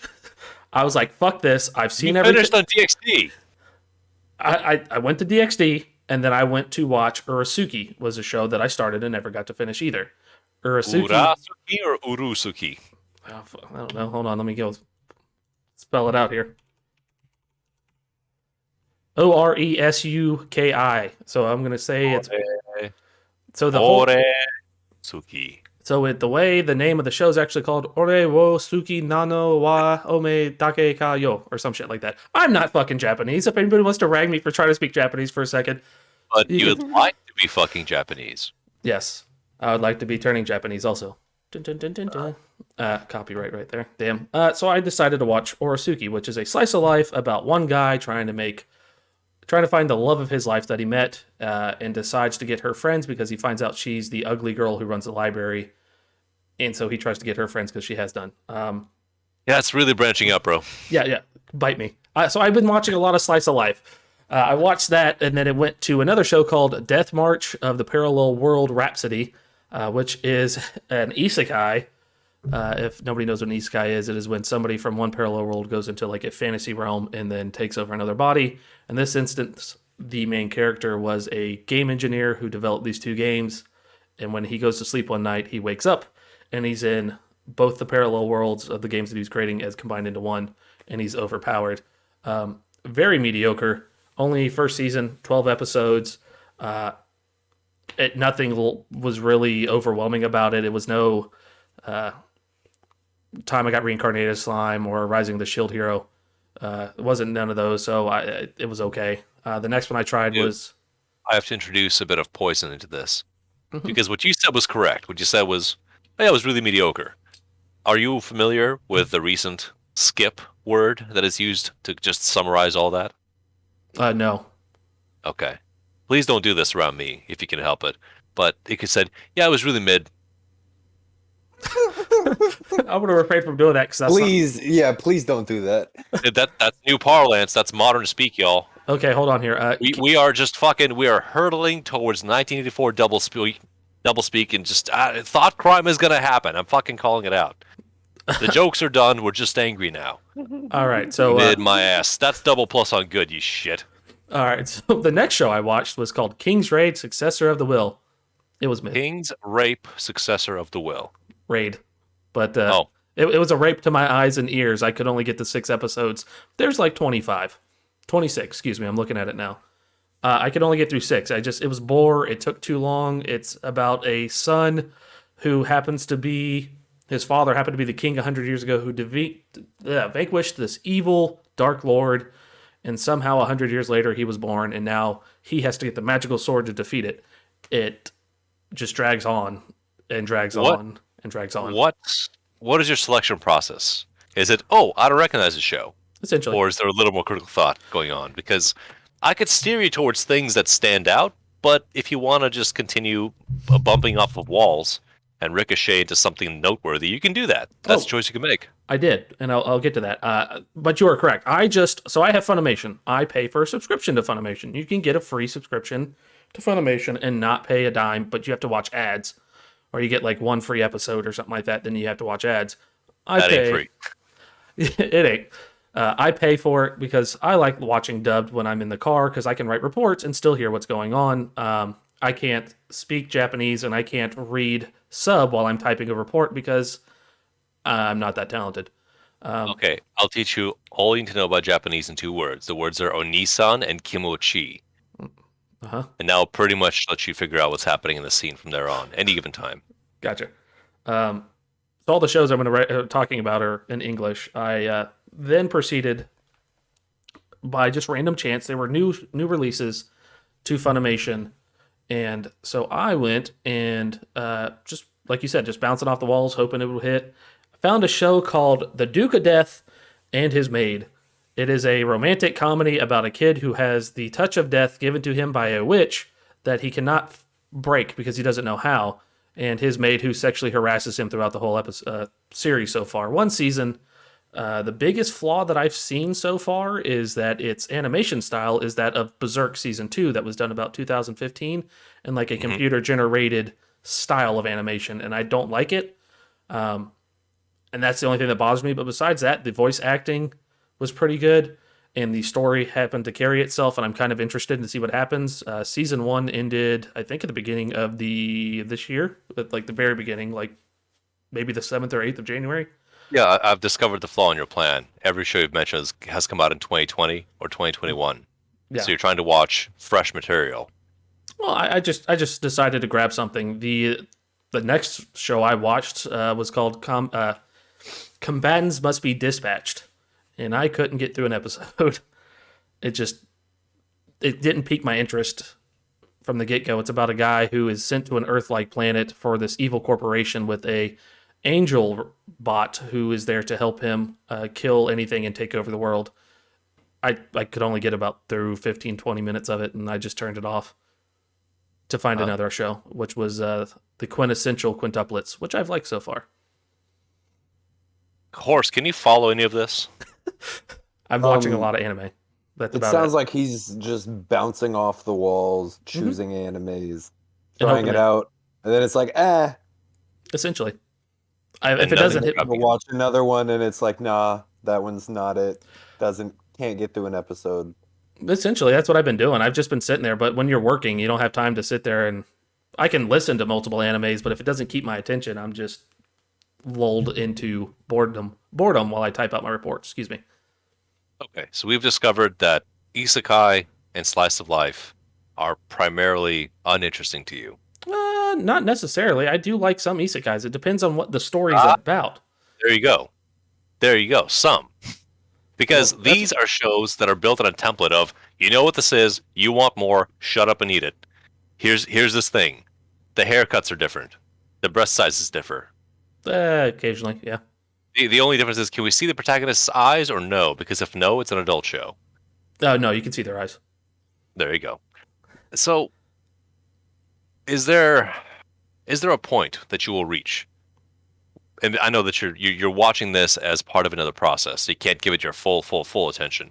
But is there a place you'll go to look for recommends by people who talk about this genre of entertainment pretty much professionally and say, oh, this seems to be pretty well regarded and it's on the site that I have access to, and then watch that? Uh, As in a allegedly known quantity. I really don't do that, but I do take recommendations. I have a buddy of mine who watches anime, but he watches it in sub. So that's the biggest issue is that, hey, I have it in sub. You can watch this on this platform, Crunchyroll. I listen to dub because of where I'm at and when I watch these animes. Um, and so I have no issues with finding anybody that would tell me, hey, like, this is a pretty good anime. Here's why. Like, eh. Like, I have gotten back and I've gone and started watching the quintessential quintuplets again and just essentially started trying to figure out what the actual show's about besides listening to it and seeing who it is, like what the actual characters look like, and the really harkening down on the plot. And I've enjoyed it so far. Harkening down. Mhm. You're screaming at the plot. What are you about? Essentially, like, yeah, well, essentially that's what I was doing. Like, what are you about? Like, fuck. Like, ah. Explain. Yeah. Well, that's what I Tell was me. doing. Like, I'd listen to it. That is very much a meme image you would have to see if you pull up beside a patrol officer in his vehicle, looking down at his crotch, which has the phone, just screaming, explain. Hands up in the air. I have done that more than once when I'm sitting there. I'm like, hey, this doesn't sound bad. Like, what the fuck is going on? God damn it. But I normally sit in vacant church parking lots, so no one really fucks with you there. Vacant church parking lots. Oh, yeah. Hentai in the church parking lot. Let's do it. That's how you have to do it, in front of the Lord, so he knows what you're watching when you're spanking one out. When's the last time you watched Afro Samurai? Ooh, I watched that not too long ago, actually. When I lived with you. So 4 years ago, 3 years ago. Okay. So it's something you vaguely remember. Yeah, it's. Akira is on the service. You could watch that. Ancient gem. I like Akira. I'm going down the alphabetical right now to see if there's something worth looking at. And I mean, there's stuff like Assassination Classroom gets a lot of love, but I really can't get into it because Battle Royale is right there. I mean, I can see it behind the cover here, and this is just that, but slice of life added. And then Attack Titan, not Attack on Titan. It's Attack Titan. God damn it. Sorry, autistic. Beautiful but empty. Once again, sorry, I keep talking Chucks. Oh, you're good. I could give you, like, I'm up to date on Attack Titan. I know the newest episode just got released a couple days ago, so I'll have to watch that. Afro Samurai I enjoyed when I watched it. It's just been, like I said, 4 or 5 years since I've seen it, and nothing after I start watching the animes that I enjoy, I just kind of let it go in one ear and out the other if there's something new normally. So that's why I've been trying to actually sit down and watch animes that aren't my comfort zone, so I can sit there and actually look at them and be like, hey, there might be something new and good out there. It's kind of how Here's the problem. Not even new. Something that's been there for 5, 10, 15, 20 years, that's been good the whole time. Just, it never crossed your attention path. Did you watch Cells at Work yet? No, that's on there. I recommend. They also have Cells at Work Black, I believe, is the sequel or something like that. I can't vouch for anything additional, unfortunately, just the first run. And here's the problem. Let's address this. You are not only doing something else as you're watching this, but you're watching it on a smaller screen. Anime has always been meant to be evocative, meant to be appreciated in the most visually available format and standard, because the low frame rate, which is stylistically common, is meant for your eye to catch the keyframes and the transitions and the flow, and to sort of hover in the moments with these characters, right? Mm-hmm. And then a phone doesn't do that. So you're basically putting like a hazard suit on the anime and then saying impress me as it tries to run laps and trips all over itself. That's going to be a hard sell. Going to be real hard. So trying to pitch a show somewhere along the axiom of it can't be too deep or you'll just not pay attention, or it can't be too shallow because it'll just repel you. That's a tall ask for a genre, 85% of which is just filler. Colorful, bright, shiny filler. I will say that yes. What kind of started this was that I was watching One Piece and I was getting caught up to date, and I was on episode 700, and I was just kind of burnt out after going through a whole arc of 112 episodes and realized that it was like, goddamn, I need There's something. There's that. I need something new. I need to stop watching something that I've already know what's going to happen. I need a change of pace. You watched Demon Slayer yet? I watched the first 8 episodes. It wasn't great to me, and it wasn't as hyped as everybody made it out to be, and I was just so disappointed. I was like, this is okay. And there's some cool action going on, and the story's all right. Boy whose family gets murdered by demon, whose vampire, gets turned into also vampire, and now he's got to save her while also fighting off said evil overlord that looks like Michael Jackson. Berserk is cool. Berserk is way cool. Demon Slayer is okay. That's something to address. But the joke is, well, one, it's not on the service here, but Demon Slayer is sufficiently watered down Berserk, and I don't mean watered down in like a bad way. It's you mixing the stain that comes out of a can with just the right amount of dilutant to hit a different shade and intensity. What it's doing is not as intense, but it has its moments. And the first season does suffer from, we have a dire episode and we have a relaxed episode. Then it gets bad again. Then it goes back to being calm again. So it's this, it creates a lightweight sensation between its arcs. And then I don't want to be that guy who goes, hey man, if you watch this far, something really cool happens. But that fucking happens. There's like a 4-episode arc that gets resolved, and it is a well-deserved rise, fall, and moment. And it's all the fan service you would want. But if you're not having fun, I'm not going to say keep watching. I'll just say that I find the art very satisfying. Fullmetal Panic is on this service. Do you remember Fullmetal Panic at all? I remember you were watching it, and I thought, I was like, I probably should catch that. Yeah, slice of life high school shit combined with international espionage plus mechs. Huh. I'll have to check it out. It is silly, but it's a very good silly. It has strong endorsement based on horny energy, hero energy, spy energy, and bullshit mechs. Why does it have a knife attached to its mouth? I don't know. That's a dumb place for a sheath. But when it does knife foo, I'm on board. I hear a lot of things about Gantz, because this service also has Gantz. I have not seen that. Well, it's a little bit like The Matrix, but significantly hornier. So if you like that, skin-tight bodysuits and guns and blood, it's there for you. I looked at Dorara. I think that's how you say it. I've heard of it. Yes, it's where Death has no head, and she has a yellow cat-eared helmet and rides a motorcycle around town. That's all I know about it, and they hunt fairies, is what I believe. And as my buddy put it, Bingo Stray Dogs. It's Bungo Stray Dogs. That was one to check out. Sure. It's on Funimation, so I was going to look into that. Do they have original Genshiken? No, they don't. They have second gen. Genshiken, a series, if you can find it, is a school slice of life show. Get ready for this.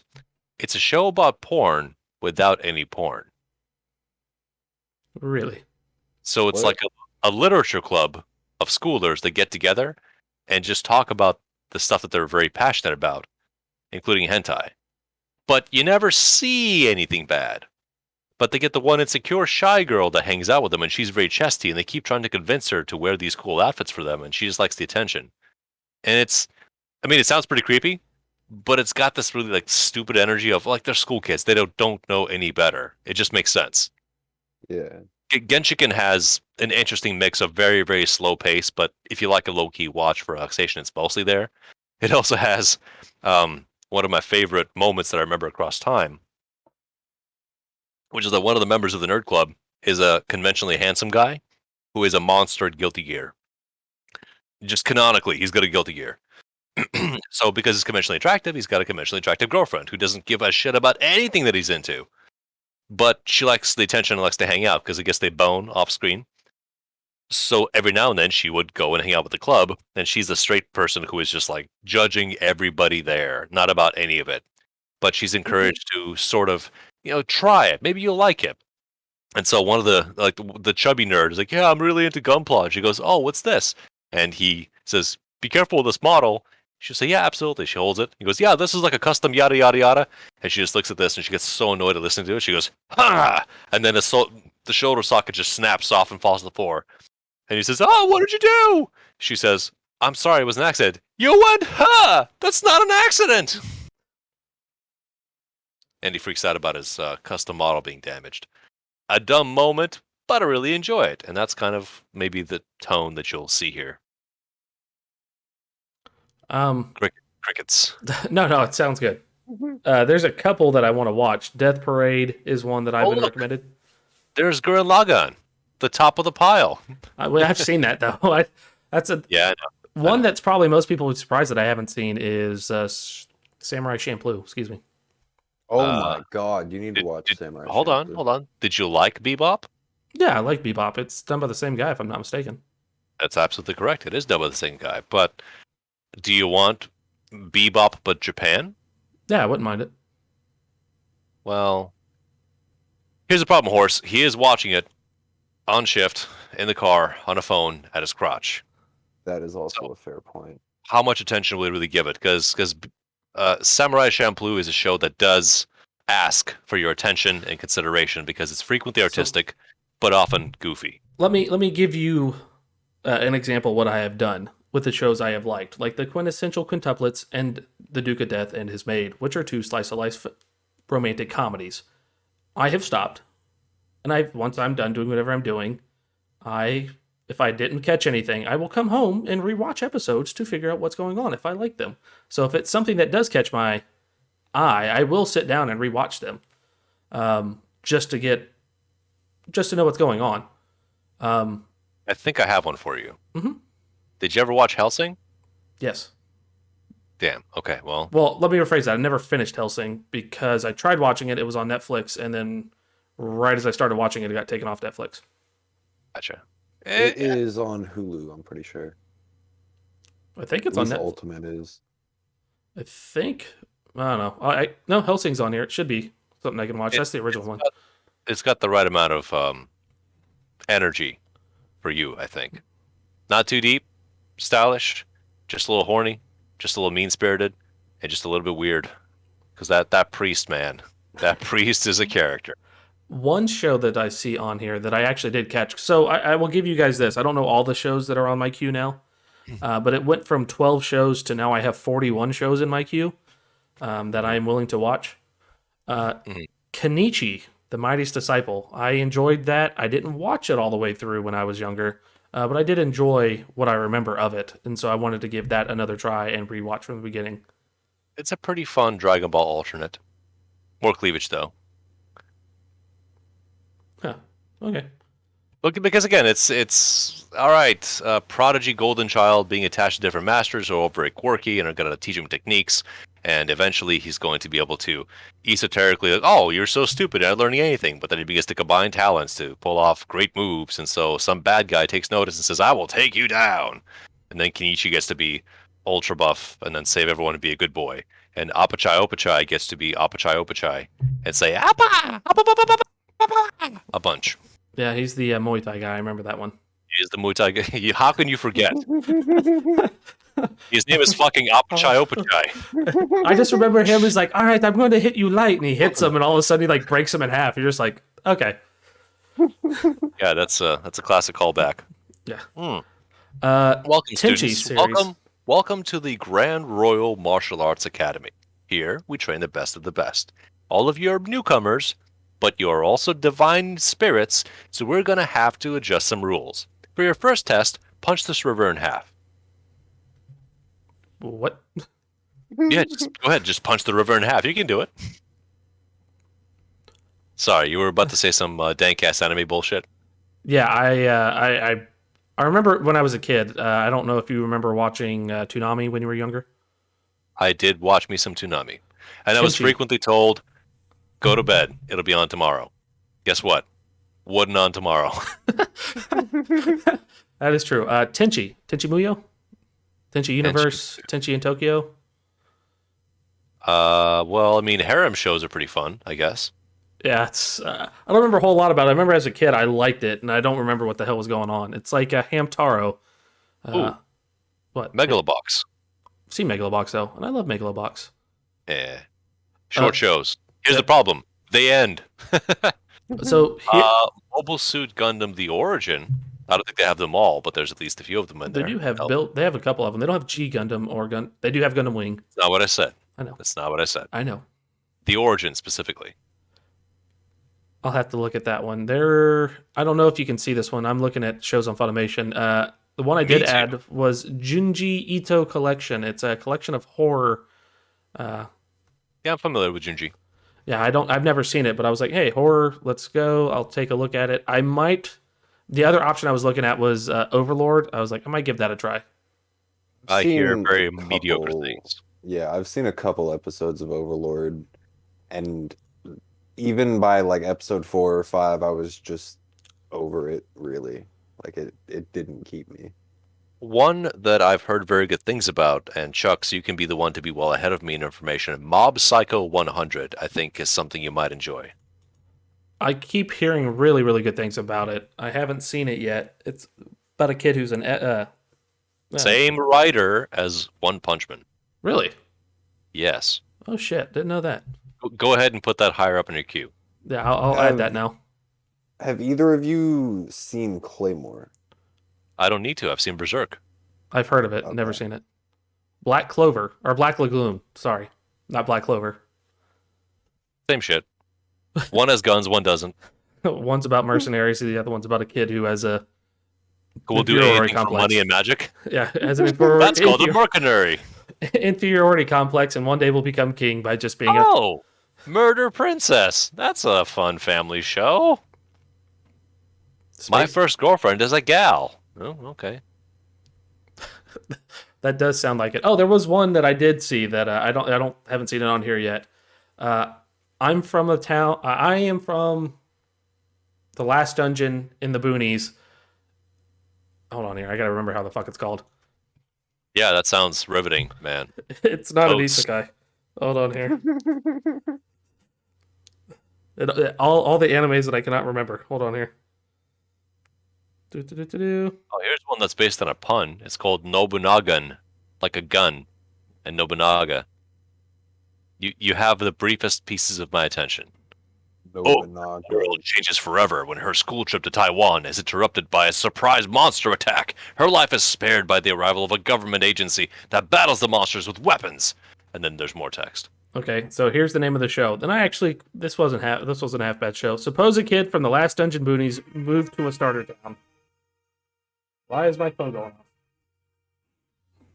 Because someone's calling you. I just do it. That wasn't bad. I was just I had to get desperate there. I was like, fucking shut off. I was like, fuck it. Just launched it behind me. There's Outlaw Star. That's a pretty fun show. I have had that in my queue since I got Funimation. I still haven't watched it yet. Okay, it should be its standout. I hear very uneven things about Psycho-Pass. I think something like Season 1, very good. Season 2, pretty good. Season 3, what?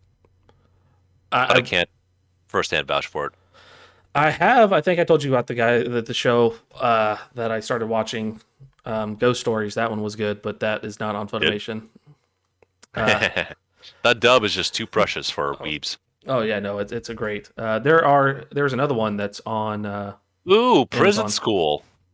There's a live action on there too. I heard good things about it, but that is definitely Okay, okay, hang on. Why is there a live action? I don't know. I don't know why there's a live action. I've never watched the show. I have seen that teacher with the choker in other places. There How can you is a possibly live. compare? There's a live action of Assassination Classroom too. No, but super monster tittage cleave. How are you going to compare in real life? Breast You implants. just well, I mean, but again, it's not the same effect. If the show is famous for a big curvy lady, getting a live action big curvy lady cannot compare to the show.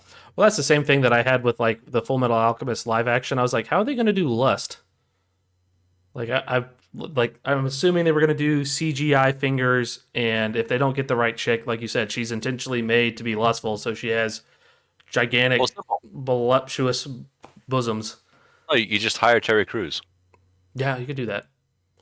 He would definitely work there. But that was my whole curiosity. But I watched the first 5 seconds of the live action anime of Full Metal Alchemist and turned it off. Mm-hmm. Couldn't do it. They're You very have a lot of attachment to the show. It makes sense. yeah. I do. It holds a place near and dear to my heart. SSSSS Gridman. As It's all right. I wasn't too pleased with it. Devil May Cry anime wasn't half bad. I watched that when I was younger. When you were younger, it wasn't half bad. It will not hold up now. Yeah, I was You about to say you probably hold it in high respects because of nostalgia. you like pizza? You like ice cream? You like pizza and ice cream? You are welcome, Chucks, to watch Samurai 7. I did not enjoy Samurai 7. I aggressively did not enjoy Samurai 7, but you might love the shit out of it. I may. Why do you say that, bro? Well, simple. I get the exaggeration, and I understand completely what the visual language is telling me, but in the age of the deep future, space samurai must defend a shitty village because the Emperor asked them to. And this one time in the opening scene, the lead dude jumped out of his starfighter across space to cleave a cruiser in two with a human-sized sword because he's just that good at cutting stuff. And then he didn't die in the explosion, and he landed back in his fighter, folded his arms, and flew away. And I about shit a brick. Not because I don't like exaggerations, because that is just such nothing personnel kid energy. It's aggressive. Like, oh yeah, and then the big samurai man is a robot man, and his head comes off, and he's always yelling like Kikacho in Seven Samurai, the Kurosawa film. And it's just the same story, but all the bandits are big mechs, but our human-sized characters can fend them off because they're just that cool. And I have a hard time enjoying this shit. Yeah, I started watching Samurai 7. Got to the first episode and was like, it's all right. Never went back to it. Hey, Sengoku Basara, the series, unless they're just the movies. No, it's a series. I need to finish those. I started that. Never finished it. Yeah, you have a habit of not finishing stuff, huh? Yeah, I do. I You finished twice that we know of. yeah. Yeah, There's proof of at least 2. correct. Hey, Sergeant Frog. All right, that's a fun. I remember that when I was a kid from the old Dragon Ball Z ads that they used to have on the DVDs. I never watched it, but I've heard good things about it. I just never watched it. I think it'll be impenetrable to you. It's cutesy and fun, but it's got a lot of, let's call it, local culture in jokes that I don't know how well you'll understand any of it because you didn't grow up there. Neither did I, so I don't know. Space Dundee. Brow, I got a question for you. How do you feel about the gods? All I heard was the gods. The I think Godzilla movies. Sorry, my mic cut out. It's okay. Just they're very different questions. How do you feel about the gods versus how do you feel about Godzilla movies? I have a very limited opinion. I have a friend who is a fanatic. Loves the Godzilla films, the black and whites, the previous Monster Golden Age films.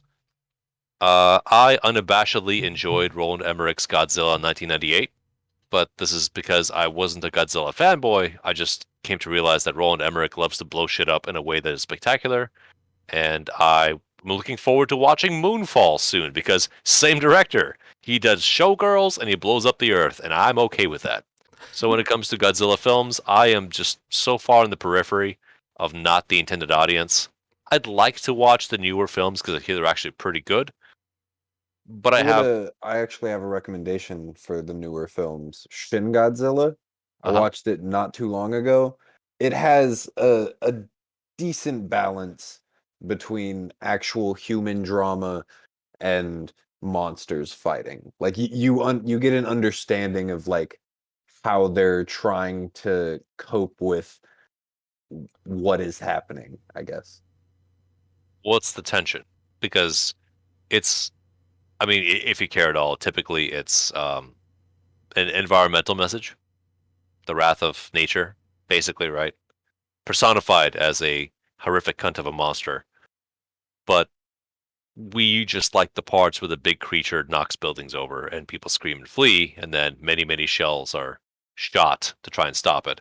But again, the problem is my mind says, well, you could just watch Evangelion.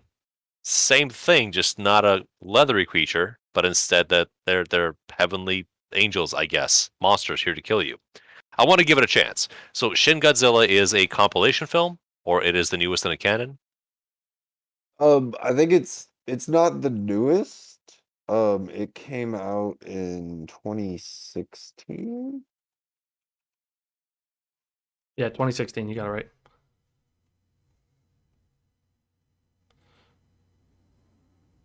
right. Chucks, real quick. Uh-huh. I hear praise from multiple sources for the ancient Magus's bride. I'll have to check that one out. Another one that you keep recommending to me that I keep ignoring is one that you just mentioned. Which Neon one? Penis Evangelion. Fucking, what are you doing? Get off this cast right now and start watching. Like Big Mech. Well, that's the thing. Like Big Mech animes haven't always been my thing. Like It's even not when a Big Mac anime. no, it's not. I've watched what is it? Breadbasket, Breadwinner, Shortbread, something like that. Red Sword, yes. Bread Sword. Thank you. I couldn't remember his name. I've watched that Good thing like channel. Shortbread. Fork Bread. Sure, we'll call him that too. I watched his review on it multiple times, and if it's the way he's talking about it, I'll probably like it. But I don't know. I keep seeing it, and I'm like, I will watch that one day. Here's the problem. I'm still willing to talk about Godzilla, of course, don't worry about it, but just with Chucks, it's there's this really, really good pasta dish with basil Alfredo. It's fucking tits. It's got the bacon. It's got the shredded duck. It's rich and full of flavor. And it's amazing, and it's got a good lingering spice. But you have so many packets of ramen to eat before that. I don't think you'll give a shit by the time you're done with all of them. You have to make an executive choice and say, okay, if I hit 2 or 3 bad shows in a row, I'm watching this. I'm skipping to this. I cannot afford to spend any more time just delving through mediocrity. Colorful characters making smug faces at the screen. That's just like browsing the trending now in shows queue. Yeah, one of these 16 shows is great. Gotta watch them all to find out which one it is. I don't want you to spend time cheaply when good stuff is available and will inform your assessment of other things you encounter, and develop your critical language as well, because you'll see something done in such a way that you might not have words for it, but it will leave a mark, and you will think about it, and you might even ask people and talk to people and learn to express more deeply the things you feel about the things you love. Isn't that worth it? It is. It is indeed. So what exactly is your counter to that? Because then, I mean, I'm American. The Genius Princess and Psyche season 1, and The Devil is a Part-Timer, which actually I started watching a long time ago. I actually like that. I watched that too. I like the premise. It's cheeky, at least. Yeah. But it still requires me to be patient and say, just get all the animu out, just squeeze that out, get back to the good stuff. It does do that. I mean, it's not bad, and they're finally releasing a season 2 or part 2 of it, so I want to see what they do with that. I will say nothing has really hit me enough to where I want to know what happens or want to like hit me in the feels or anything of the sort in a while. I think the last thing that really did that, we've already talked about before, is the silent voice or shape of voice, depending on where you're at. Again, those are standalone films. They are. They respect your time more and deliver their message and story in a manageable fashion versus gotta get to season 3. Oh man, the new season of Rising of the Shield Hero is out. I don't care. Poor I, boy gets stronger. Good for him. it's like any other Shonen Jump. You know what's going to happen, but you just gotta know. What It's about like Escaflowne? That's a classic. I've never heard of it. Okay. Uh, well, it's an isekai, so you're on familiar ground there. But this time, a girl falls through to a new world where there are kingdom disputes of protomechs, which are large suits of armor fueled by wires and dragon hearts, fighting over land. And Prince Alan Shazar has to reclaim his honor with a cat girl. Um, and you see, the What? problem is, by me saying all of that, it sounds trite and cheap, but this came out in '96 before this was done to death, before there were mint stamping copycat shows back and forth. And yeah, it does have mechs. I understand this is in my wheelhouse, but the show still felt significant because it took its time and told its story in a non-bloated fashion, as far as I recall. Hmm. Hey, So yeah, I just honestly do whatever 2 bullshit shows you're gonna do, and then just jump right into Evangelion. I got you. There are Hey, no excuses. give me 2 seconds, and you guys talk amongst yourself for a second. Okay, talk to me about Ghidorah. All right, so a lot of the reason that I like this movie is just how like bad Godzilla looks. Bad as Like in it low has quality. it has the charm of the older, derpier Godzillas, but it's still like an all right movie. And you get to see like 4 or 5 different evolutions of this Godzilla throughout the movie. Shin Godzilla. Let's see. 2016 film. Buddy of mine did rave about it, but I gotta get some images here, see what's up. Yeah, the Oh, so, earlier so it's stages of the monster are quite ridiculous. okay. I see. So it's a exomorphic embryo that can still wreck a house. Yeah. What is happening with fifth form? Okay, so we have a horrific creature episode. What do you think the intended message or emotional impact is of this? um each and every time that they think they get one step closer to figuring out how to defeat it, it completely changes and they're set even further behind. And by they you mean the JDF, Yes. Japanese Defense Forces. Uh, is there a Mecha Gojira counter that happens? Like, oh, we've been not supposed to reveal that we have this, or do they fight it with a Yamato too? I think no, I don't think this movie had Mechagodzilla in it. I could be wrong though. I don't remember the end of the movie. So, like I mentioned to Chucks, the angels that appear in Evangelion, they look like nonsense and bullshit most of the time. A few look like they're understandable threats, but sometimes you're looking at a geometric shape or a rainbow, thinking, "What the fuck do you want me to do here? It doesn't have a discernible anatomy. What do I? What? Right. I have a knife. Talk to me. What do you want?" So within that, Godzilla looking unnerving or derpy, not the important part. I'm out of my teens. I'm out of my 20s. The thing doesn't have to look good to do things. Like I used to be really scared of the baby in Eraserhead, but now I kind of wanted to watch the movie because of my temperament and eyes are adjusted to seeing disturbing things, and I can go past the part where the body goes, that was freaky. I can move past that to say, okay, well, it's designed deliberately to evoke something. So what are we seeing? What is it struggling with? What is it good at? And where is it going? Plus, Metalocalypse helped me a lot with seeing pretty brutal and gross stuff happen and go, yeah, you can laugh at this. It's pitched in a laughable way. It makes sense. Yeah. This one time, Murderface bit off my fingers and he smoked him on stage. Murderface! Ah, yes. The Fukushima Daiichi nuclear disaster. Truly, Shin Godzilla is the reactor in all of our hearts. Coast Guard, Tokyo Bay, nuclear fission. Well, tell me a little more about your relationship with Godzilla movies. Um, like you, I had a friend that was absolutely like a fanatic of them. He had a dedicated shelf to different Godzilla figurines that he had bought, and he owned all of the movies. Um, and like a year and a half ago ish, one night whenever I was over at his house, we were all hanging out. We decided to watch a few of the like newer movies. I think he showed us King of Monsters, which I think is the newest one, and he showed us one of the other like earlier ones, just clips from it because it was getting late after King of Monsters. Um, and I got kind of interested in it because I had always thought that it was literally just, oh no, Godzilla showed up, let's bomb it. And it kind of still is that to a certain extent. Um, but like, I don't know, I saw more into it, I guess. It seemed interesting.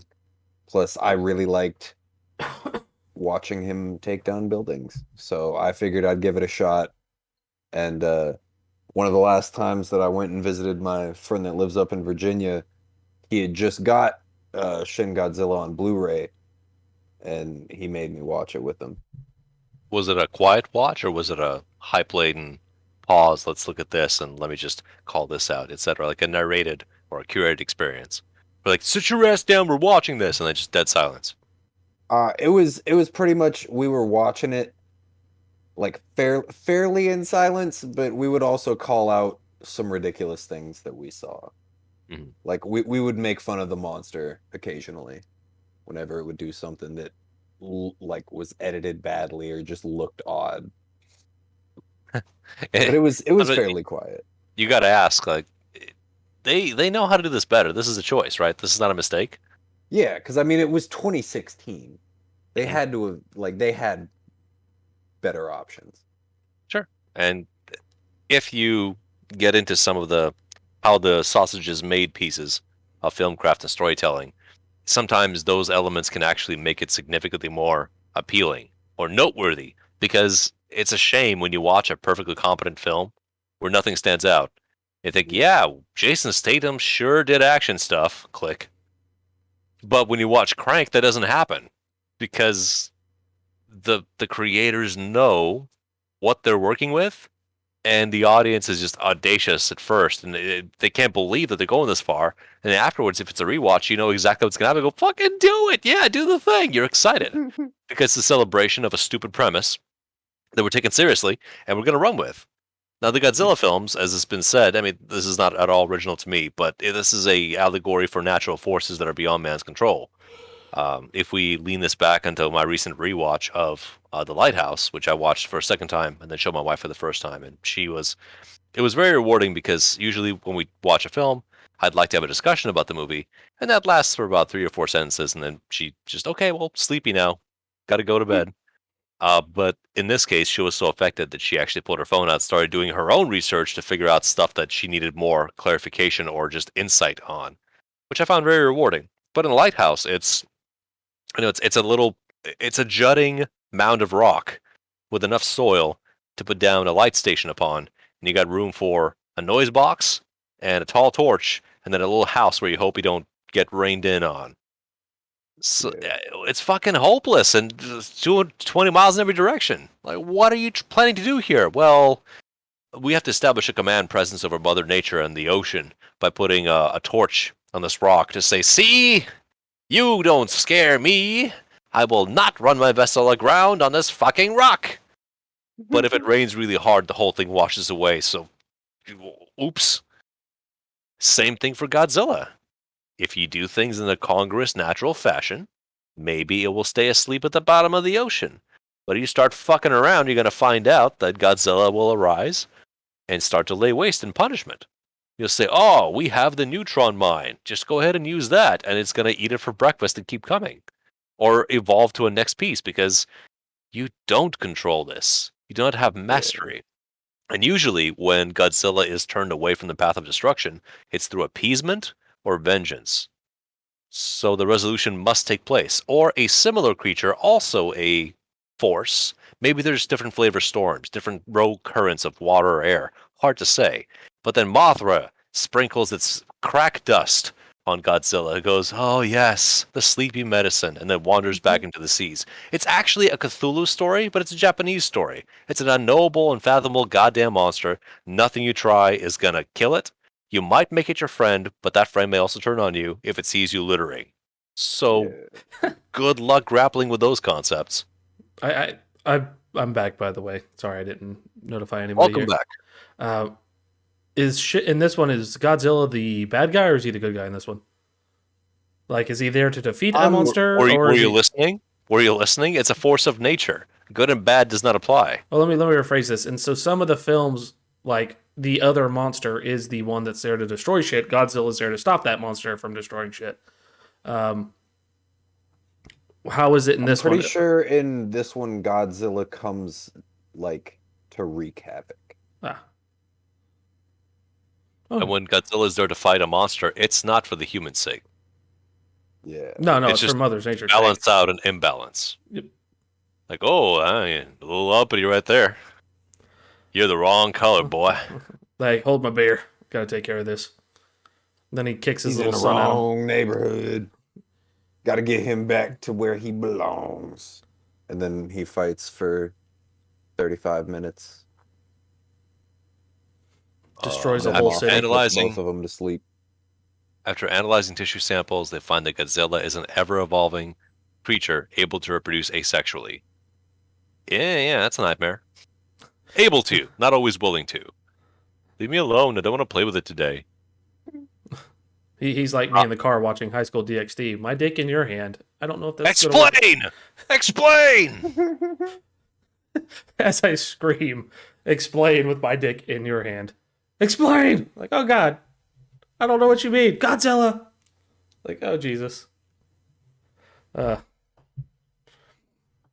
if you were not there for all that, you could just watch the Western creations of CGI super monster fighting each other. Good old-fashioned, I'm 8 years old again, having fun energy. Where the humans say, "Oh, what a beautiful, noble creature." Where Godzilla goes, "I just wanted to eat that guy's fucking throat, and I did it. I'm going home." Got a little hungry. He was making too much noise. Like, It's not hunger. This is like when they discover, oh yeah, local lion discovers that fun murder is a good hobby. Now has taste for just crimes. Oh yes, the Monsterverse. Everything has to be franchised. Everything! Make the money. yeah. All right, Godzilla established. That's kind of like that time that I said by mistake that my favorite Voltron was the vehicle Voltron, and nobody respected me ever since.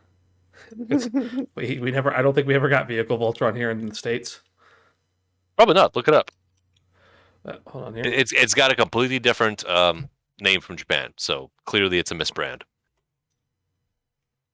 You're probably only familiar with it as the Robot Chicken sketch. Oh, that's the You Got Served sketch, right? No, actually. The You Got Served sketch is the 5 lines Voltron, which I thought, again, probably the autism. I thought, what the fucking fuck? 5 lines make a dude? No, this is dumb. He's walking on their throats and jaws. So I have Voltron, a vehicle force. The motherfucker's got 2 sedans for feet. And what looks like a buses for like but trains. They roll. They roll. It makes sense. And then he's got 2 steering wheels in the middle of his hand. I'm quite curious on what the fuck happened here. Looks like he's got some like trucks, like for hands too. I can't really tell. Yeah, they're battle casters. Oh yeah, and those trucks, of course, have ramming prows with just enough room to slot in a sword or 2. I never claimed to be right. I just said this was my favorite one. You're not wrong. Vehicle Voltron is called Voltron Vehicle Force, so you do win that one, sir. But look, he's got the energy dynamos. That's like when I talk about people today about Zoids, and everybody just looks at me like, "What the hell is Zoids?" Like, you don't know Zoids? That was one of my Well, favorite. Zoids have an inherently appealing aesthetic. They do, but a lot. Robot articulated lion cats are more accessible and entertaining than Vehicle Voltron. Well, I will say that most people don't remember it. Well, the cats also had snipers on their back and stuff, so they had. But a lot of people don't remember it because it was only on Toonami, and they only did like one season, so not everybody watched it. Now, what I need you gentlemen to do, if your browser's accessible for Horse and for Chucks, Mm-hmm. I'm gonna do this gem again. I know we brought it up, but it bears repeating. I need you to type in the phrase "Super God Master Force." Super God Master Force. What franchise does that belong to? Transformers. Transformers. Yeah, that's the franchise I grew up on, and fucking nobody knows it. But look at this shit. Wait, hold on. Oh, the number of schoolyard arguments I had. It's like, yeah, well, the Autobots are like cars and jets and boats, and the Decepticons are just sea monsters and bullshit. Yeah, and Megatron turns into a hand. You mean a gun? No, I mean a hand. Yeah, he's a gun. No. Try. The images they have here are just the old school Transformers. Well, does it say Super God Master Force Transformers? It Because doesn't. add that word if you want to. Start looking at all the anime shit. Yeah, the humans who are allies to them get power suits, and those power suits fold up into power packs, and the power packs attach to the Transformers, giving them evolution powers. Shit was nuts, man. It was awesome, but the show didn't get a whole lot of love. I am. Optimus rocking shoulder cannons, and his trailer is an armor suit. Are you shitting me? This is the best. Oh, I see it. Okay, they got the cover Yeah, of I it. see some of the. Wow. Yeah, and there's a Decepticon that's just straight Those up are the Kappa. Decepticons. Yeah, and they also combine into a super sea monster. And then Megatron gets to level up to Gigatron. I mean, it's goofy, but there's something there. Whatever they were I smoking. feel like this is better than normal Transformers. It is, because it was an original, I guess, anime idea, as opposed to Hasbro, make cartoon, sell toy. Make robot on screen, sell plastic robot. And they looked so much cooler, better articulated, better proportions. They could actually move around, as opposed to what the G1 Transformers had to do. I mean, I'm not gonna take anything away from the Transformers animated film. That's a little miracle in its own. But it's so good. Is this a video link? Okay. All right. I have to leave this place. This is meta. But for the enterprising in the Discord, here's a thing. You can watch a piece of it live, Oh my god. or at least in motion. That's maybe for later viewing, for homework and shit. But Yeah. just wanted to share a piece of much out there. There's actually still a mystery anime that I cannot find. And the problem is my soft-brained 7-year-old head is trying to grasp the idea of overlapping series being chopped up and remarketed repeatedly to other people and as different shows. But I just remember that there was a spacefaring ship, and I remember there were giant enemy crabs that foamed at the mouth, and the name Harlock was there, maybe, but it's not Captain Harlock, and I don't know what show it is. So that's frustrating.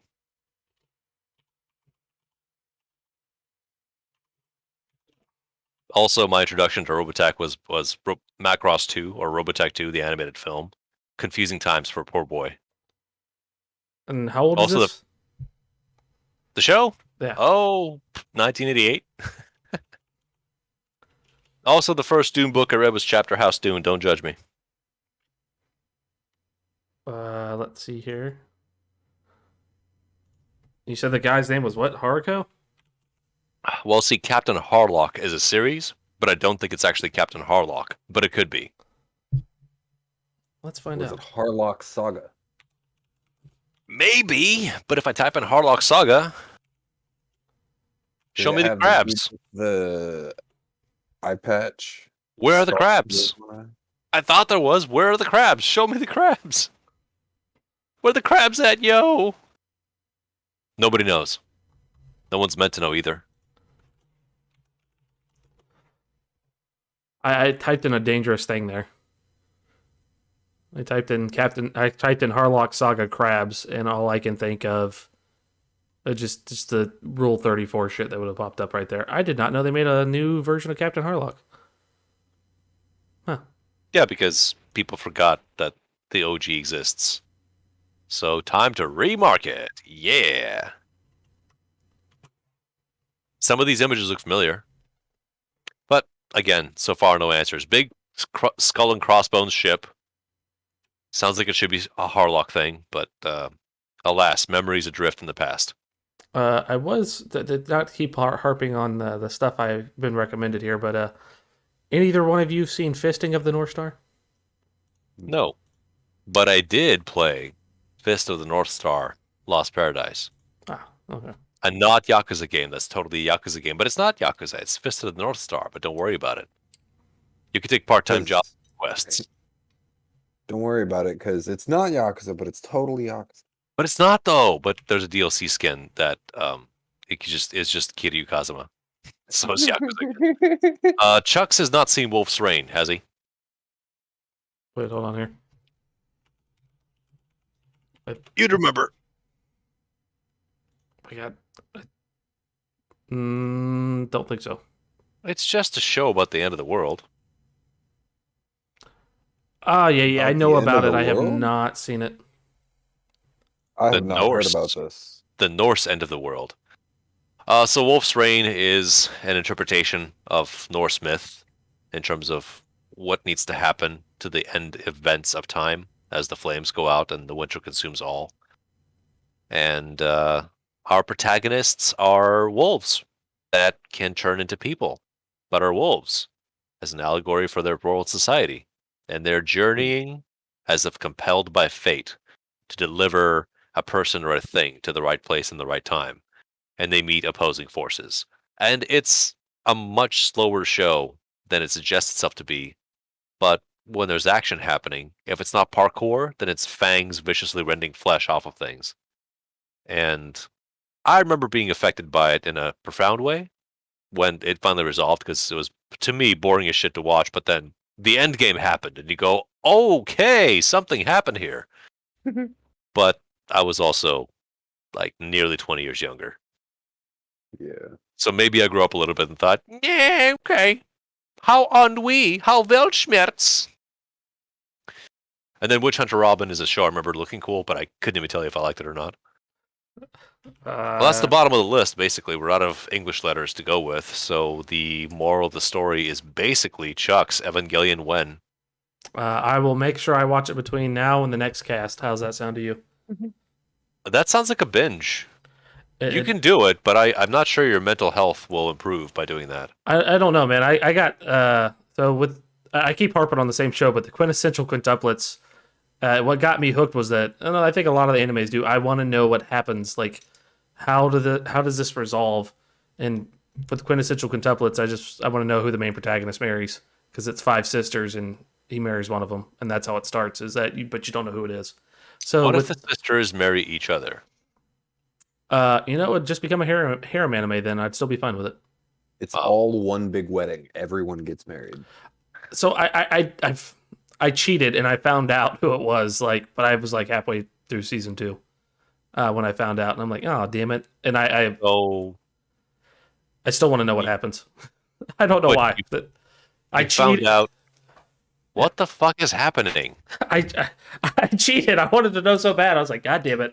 Because I was hoping it was the other sister, and it wasn't. And I was like, damn it. I'm sure you can find the fan art that reflects your preferences. There's a whole fucking Reddit that has my preferences, but do you want to watch free instead to see which boy marries which boy? Sure, we'll do that. But they're also on a swim team? Yeah, and I'll just watch Yuri on Ice. I know, it'll be the same thing. Very similar. Very similar. Possibly more engaging. Maybe, I don't know, but I will try to not binge Evangelion, but I will make sure I take good notes for you, sir, and write it out. I'd like that. This is a show I'd be very disappointed by if you said, yeah, it's pretty good. And that was your whole analysis. No, Like, I'm gonna do what you told me not to do. I'm gonna come in here and like, man, it's mid. Just stop right there. Say nothing else. I guess he didn't watch the show What's your opinion? because Mid. Eh, mid. just Mid, mid. move on. Next, I started watching DBZ and that shit was off the chain. Yeah. I'm not going to argue that point. DBZ does what it does with great confidence, and if you can hang with its Ouroboros structure, its endless loop, then it will continue to deliver what it needs to with the right escalation as it comes up. The principal question remains, as it always does: will Goku and blank be friends, or will Goku have to uh, unalive them? 90% of the time, it's unalive them. It's more mystery than Cat Planet Cuties, because Cat Planet Cuties only has one conclusion: turn the camera off. I want to fuck the cat. not the cutie, but the cat. Mm, Same thing. Cat is the cutie. Come on now. No. The girl might become the cat and dress up like a cat girl, but if it's the cutie and the cat, the cat is a fuckable thing in this, and we chose cat. We rolled the dice and went, nah, there's a girl there, but we're fucking cat. Listen, I know what cutie feels like, but this other choice here, I mean, I'm a little curious. Yeah, I mean, Unique experience. this is a different type of pussy I'm hoping to get. Yeah, he did it. I had to I would also be curious if Chucks is sufficiently comfortable with himself to give an unabashed and reasonably detailed review of Bikini Warriors. what the hell's Bikini Warriors? What does it sound like? Look at the cover, Chucks. You tell me. I'm looking it up. I'm sure it has fantastic character development. Please tell me, is it on? It better, oh my god, is it on Funimation? I haven't left the Funimation list. Everything I'm discussing is on the list you have access to. Why would I do anything outside of that except for Evangelion? Bikini Warriors does seem like a very serious plot-based character development anime. Very rich in culture. Yes. Hold on here. Holding on to something.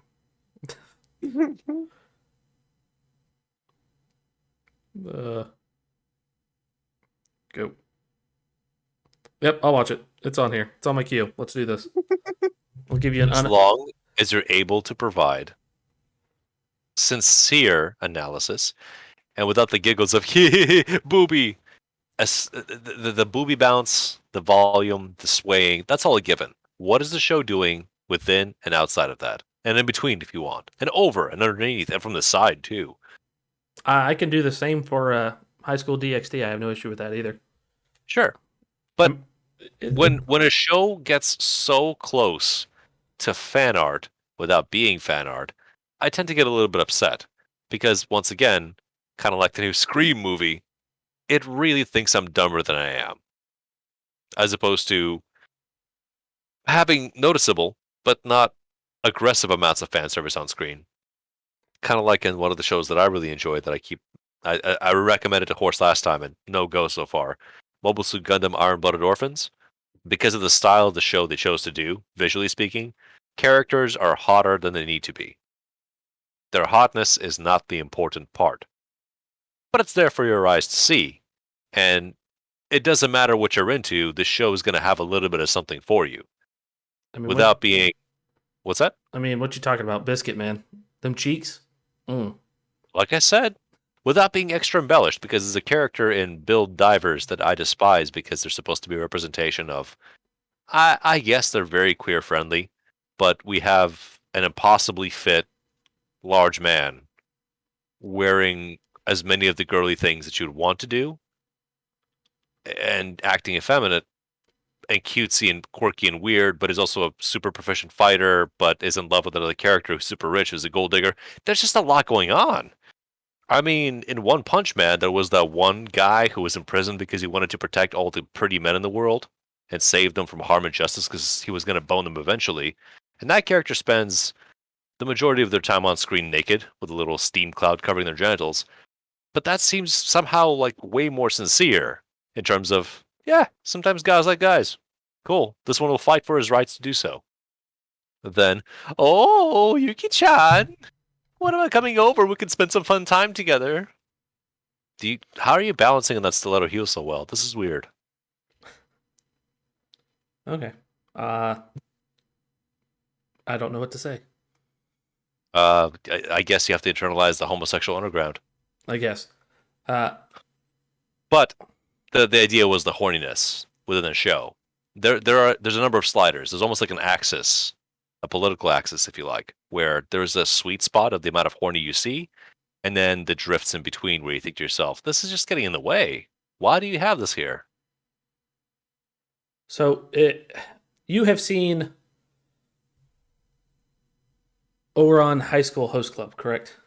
I've seen about half of it. Yeah. Okay. I was gonna proposition both of you gentlemen to a friendly discussion on an anime that we may have seen or we care to discuss on with you guys. I'm gonna do Bikini Warrior for you, and the next time we talk, I'll do High School DD or DxD, and then we can just slowly go down the list of lewd and But we don't have access, or at least I don't have access to Funimation. Yeah, I'll get to that after this. Okay. I'll hook a brother up. You know that. Oh no, is there a sponsor? No. If only. The fairest thing here is for you to watch a show that we already know, because it's new to you, familiar to us, and the discussion can be fresh. Correct. But if we all watch the same show together, the burden is all three of us have to take whatever free time we have and then grind through whatever ulcerous fucking cancer nonsense that you throw at us and say, okay, here's me squeezing the rock really hard for the sweat droppings. No, I'm not getting at that. I'm saying a show that we all do the same thing. Here's a show that I'm going to watch that I doubt that you guys I haven't seen either, but a show that maybe me and Horse have watched that you haven't seen, and we'll pick one out for you, and you give us your opinions on it. I doubt. Okay. I see where that's going. And where it's going is Dragonaut the Resonance and that wide ass on the cover.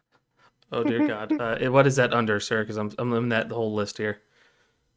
It's under Funimation, low Ds. Oh, you're actually Just on the website. What do you think I've been doing? I am on just Google looking through their shit. Hold on here. Okay, that sounds like a Chucky thing to do. Wholeheartedly. Hey, how does that asshole feel past that elbow? Really Is your arm numb yet? Does it feel like a stranger looking for purchase? All right. You don't know who it is searching around in there, but you know what's up there. And it's attached to your shoulder. I'm a little bit at loath to agree to the Animu things. If only because, yes, it's chunk by chunk content. And yes, it is accessible, but it's much more time demanding than attention demanding of things like films, because it's easier to spare 2 hours than 8 to 16 hours. And I don't like to watch shows that I don't enjoy sped up or skipping around, but they really tempt me to sometimes because it's really apparent what's going to happen next. I gotcha. Just go, okay, how'd you land it?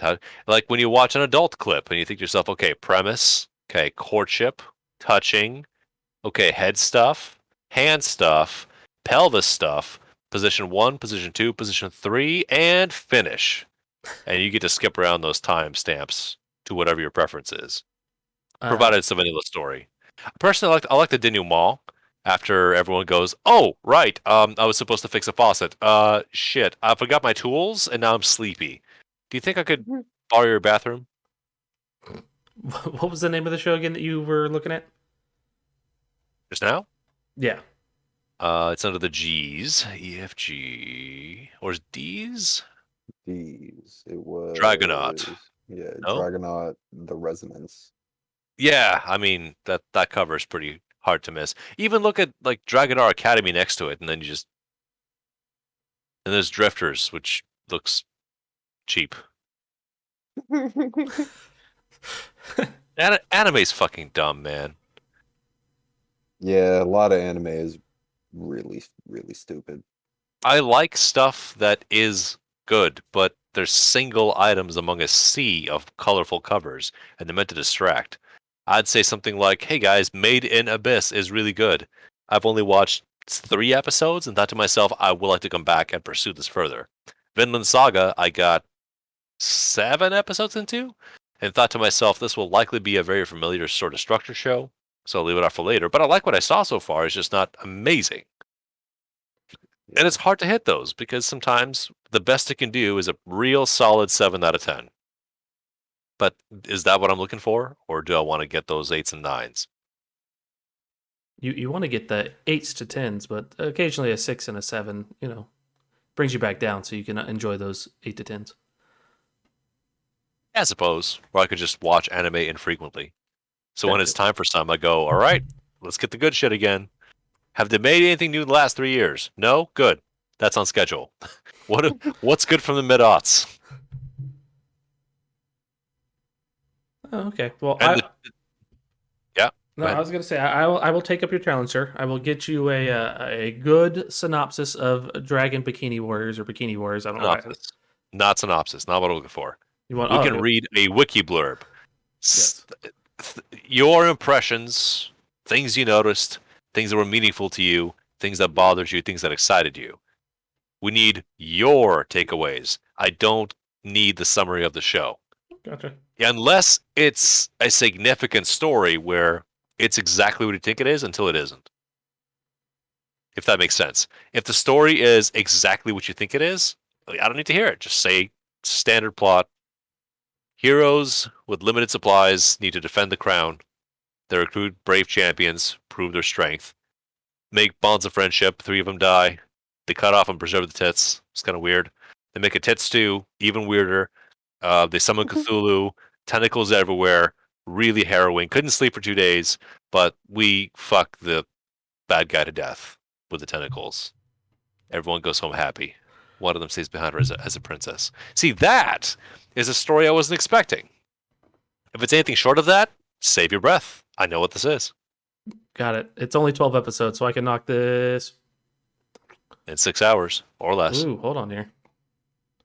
Holding on once again to the load-bearing limb.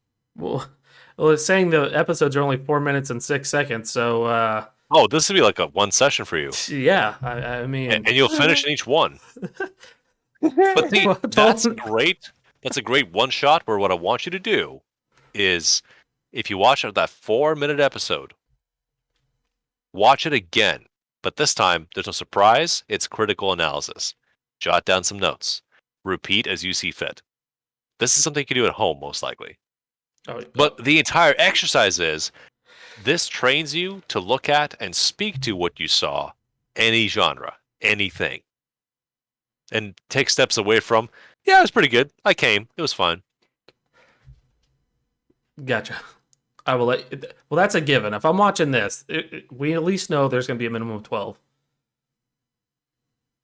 Sure, but maybe you won't. Maybe you'll say to yourself, wow, this is so like brazen and in your face that I can't really get into this. Like, it's like, is this what you want? It's what you fucking want, don't you? Here it is. Are you happy? That's not the mood I want.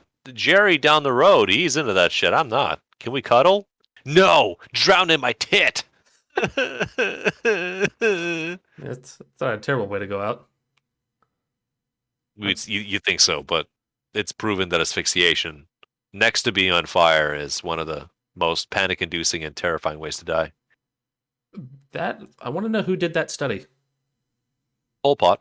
Oh yeah, that makes sense. It just, hey, let's find out how this feels. Just throw him in the water and see what happens when he dies. Like, okay. Like, they keep score. All right, this guy's gonna go in the water. All right, now set that one on fire. Like, what the fuck?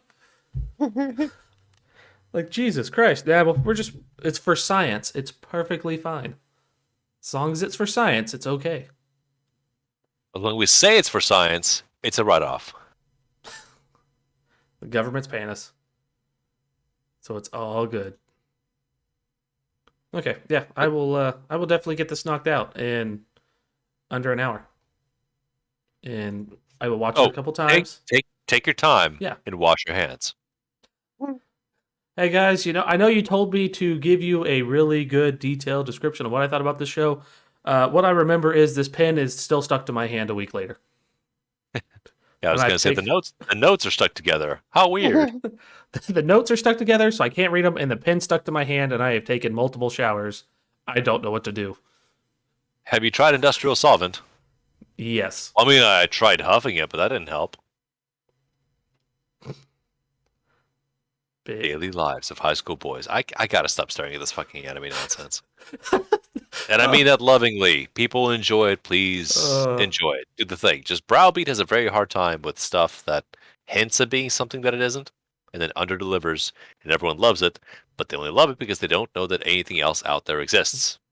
I would This cannot be sustained. I would like to know your opinions. So like after you do the big booty show, I would like to know your opinions on the one I've been raving about, the quintessential quintuplets, to see what your opinion on this is. A slice of life anime that you can watch with your wife and discuss between each other, and like, how do you feel about this? I'd like to hear about that one too, just for later on. Oh, I make the gentlest of promises. I know you do. One I mostly intend to break because I see this. It just looks like poison. But It is. But I have seen this name before on channels like Glass Reflection, meaning it's not actually bad. It might just be as good as Avatar: The Last Airbender, which means it might be great, but not quite for me. Have you And it finished even that? has 2 seasons. No, we're about 3/4 into book 3. So you're getting close to the end. Just that whole fucking side plot of the Steam present. I just did not enjoy it. That was one of my least favorite parts of the show too. I mean, the way I say it is, oh shit, there was a clearance sale on Stupid Socks. Buy one, get 3. You feared, what was it? You should have feared me more than you feared her. It's like, no, we're good. We did this intentionally. I didn't like the episode either, but that's what I Well, episode? No, 4 episodes, I think. It's a solid block. Oh yeah, it is. And also, where is Thirst Trap Iroh? I mean, the dude's been doing bar stars routines for the last month plus in his cell off of lean rice grains. I mean, if he had a smartphone, he would be doing fucking thirst trap TikToks, I promise you. Oh, he would be. I agree. So just keep sidelining him, because just wait for it. Just wait. The wait makes it better. The wait makes it okay. It's going to be so impactful. Ah ha ha ha. Stop disrespecting my time. Well, see, the show is actually designed for 14-year-olds to just kind of chill out and stay occupied, and then 10-year-olds to sit down and feel really sophisticated, and 7-year-olds to see the bright, shiny colors and stop licking the paint. You were Oh, supposed to man. stop licking the paint? You were supposed to, but Oh, fuck. in your case, it's your parents took a Hux look does and said, that to this day. Yeah, I keep. They're called paint chips for a reason. Fuck, "Oh, this one's got a nice smoky flavor." it does. It tastes like hickory. And my mama. Oh, you're not supposed to lick the dildo. Oh, damn it! It was called a lightsaber, and it smelled funny. It was. In a gentle pivot, Yeah, gentlemen, please take a look at a game called Nobody Saves the World. I have heard about this. No, you haven't. Stop lying. One of our favorite YouTubers that you showed me recently did a review on this. That is just true. Skill Up did a review on this, Yep. and seeing this game makes me want to play Guacamelee, just to see what the creator is really good at doing. Like, I know it on paper, but I haven't played it or done it or run through it. This the art style reminds me of Alien Hominid / Castle Crashers. Is it the same guys? Nope. Behemoth Well- Chicken? No, No. this is Drinkbox Studios. Mutant Blobs Attack, Guacamelee, Guacamelee 2, and now Nobody Saves the World. Horse, any reactions or thoughts? It looks pretty interesting. But what does it do? Not sure. Still looking. Mm-hmm. Mm-hmm. Looks like a top-down slap that bitch simulator, right? Yeah, it looks like enemies coming from the side, or you may have to scroll over, and you have levels, and you gotta fuck up all the enemies that come in. Really important in screenshot 6 of 12 and 2 of 12. There's a player 1 and 2. Ooh. Yeah, that could be a thing. Also, 11. Okay, so based on the skill up review, the most tactile and satisfying component possible here is that you have unconventional character classes. And as you level them up, they open up branches to different linking character classes. Each of the classes have challenges to perform using their abilities, whether it's milestones like deal X amount of damage or do this thing with a skill. Once you do those, the classes get perks and improvements. And those perks and improvements are socketable across all classes. So you get to develop and create your own class combinations for features and effects. You have builds as you play the game. That is very interesting to me in an action RPG setting. That does sound very interesting. Maybe you're a poison horse. Maybe you're a stab egg. Maybe you're a ghost weightlifter. I don't fucking know. Go figure it out. How the hell do you lift weights Go as a build it ghost? yourself. How do you lift weights, Chucks? Yes, as a ghost. Spookily. Gotcha. It's very taxing on the spirit. It is. Because Dude, at the end of the day, no matter how cool you are, 200 pounds is 200 pounds. That's true. If I saw a 200-pound ghost, I'd be quite worried. I'd bench that fucker. Okay. Yeah, this is just a game I want to put in your psychological radars. Something that may happen to the channel at some point. Yeah, I'm down. Let me. What is the cost at Steam right now? At present, $25. $22.50. No! 10% sale is not a sale. Come on. It's cheaper than 25. Well, once you put the tax on there, what happened to it, huh? Well, listen, sometimes you got to mark it up to put it on sale. I accept that particular touch. But, of course, Chucks is not allowed to play this game until we finish our run on Titan Quest. Oh, god damn it! Oh, he hates that game. He hates that game because it puts him to sleep because his ADHD mind can't keep up with anything that takes more than 3 seconds. Hey! What were you saying? I was saying how nice you look today and how well your diction is coming along. Oh, thank you. Leave my dick out of this. Okay, he stopped listening. Titan Quest is a super bizarre game that I may have to do the thing that I really hate to do and just give up on the whole co-op thing and do it myself because this game is old as sin. Okay, it came out in this millennium, so there's that. But then after years of nothing, the rights were bought by a different developer and they started putting out DLCs like now, like last year. That doesn't happen. And I would really like to know what's going on with this game. But it makes Chuck sleepy. Maybe I have to play with Horse. Maybe I have to play with Water Horse because he's a classier human being. You may have to, but if we all play together, maybe I might stay awake. Who knows? It does feature extensive co-op play. Yeah, 2017 for Ragnarok, 2019 for Atlantis, and 2021 for Eternal Embers. And the Gold Edition that had the first expansion came out in like 2005. This doesn't happen to games very often. That's why I'm excited to go see and look at it. And I know that it's old as shit, and I know that it's between Diablo 2 and Diablo 3. Like it was one of the first 3D isometric action RPGs that did physics. And we've gone a long way from that. And yeah, you're starting as Greek dude with Greek spear, hatchet, club, or sword. Or maybe you do magic and your magic sucks. But that's like how Diablo 2 was. Everyone sucked shit, and then you got stronger gradually. Not so in modern games, you're strong right off the bat. Sorry, I'm being a little elitist right now. It's fine. You're PC Master Race. You're good. PC Master Race. You're with an a OG PC. PC Master Race. I am, dude. You know what one of my first games was? Oregon What? Trail 2 on the Apple II. Dune 2. Look up Dune 2. Oh, dear, that's an old one. 2. I know that one. I think we have Please. talked about this multiple times. In the same vein of RPG games that we could play together, For the King. Oh dear God, I remember that one. That was Have on. any of you played it? I'm thinking of the directed-to-disc home video Dungeon Siege movie.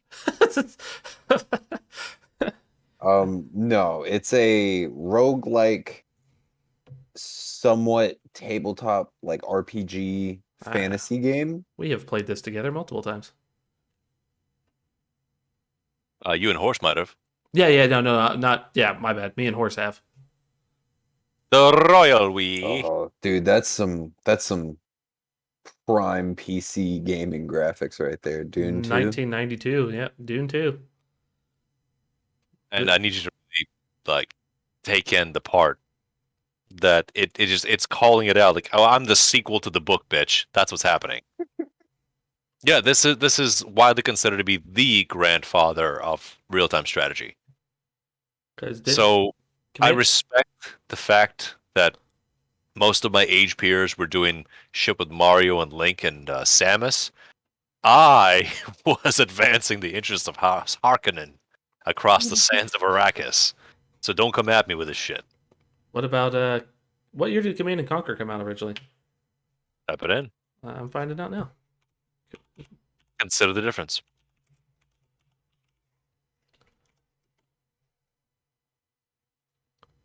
Command and Conquer.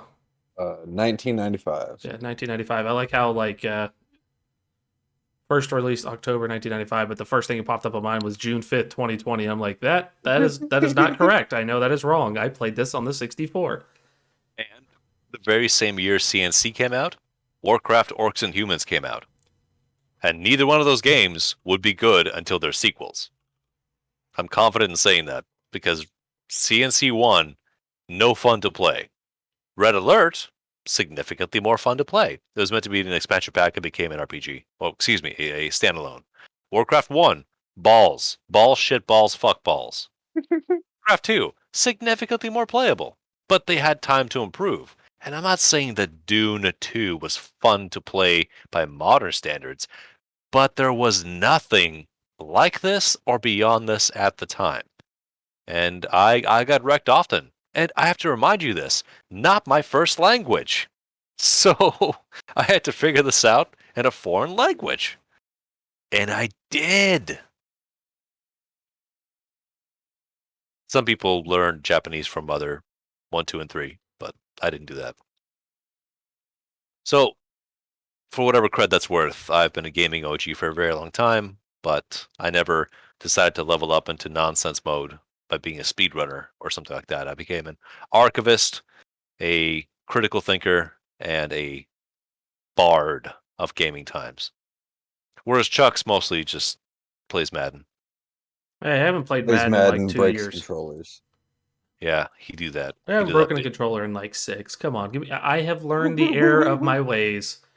Well, you hear him go, dude, I did not! And you hear a crack in the wall as he just launches it reflexively. I toss my phone when it irreversibly makes random sounds out of nowhere. That's all I do now.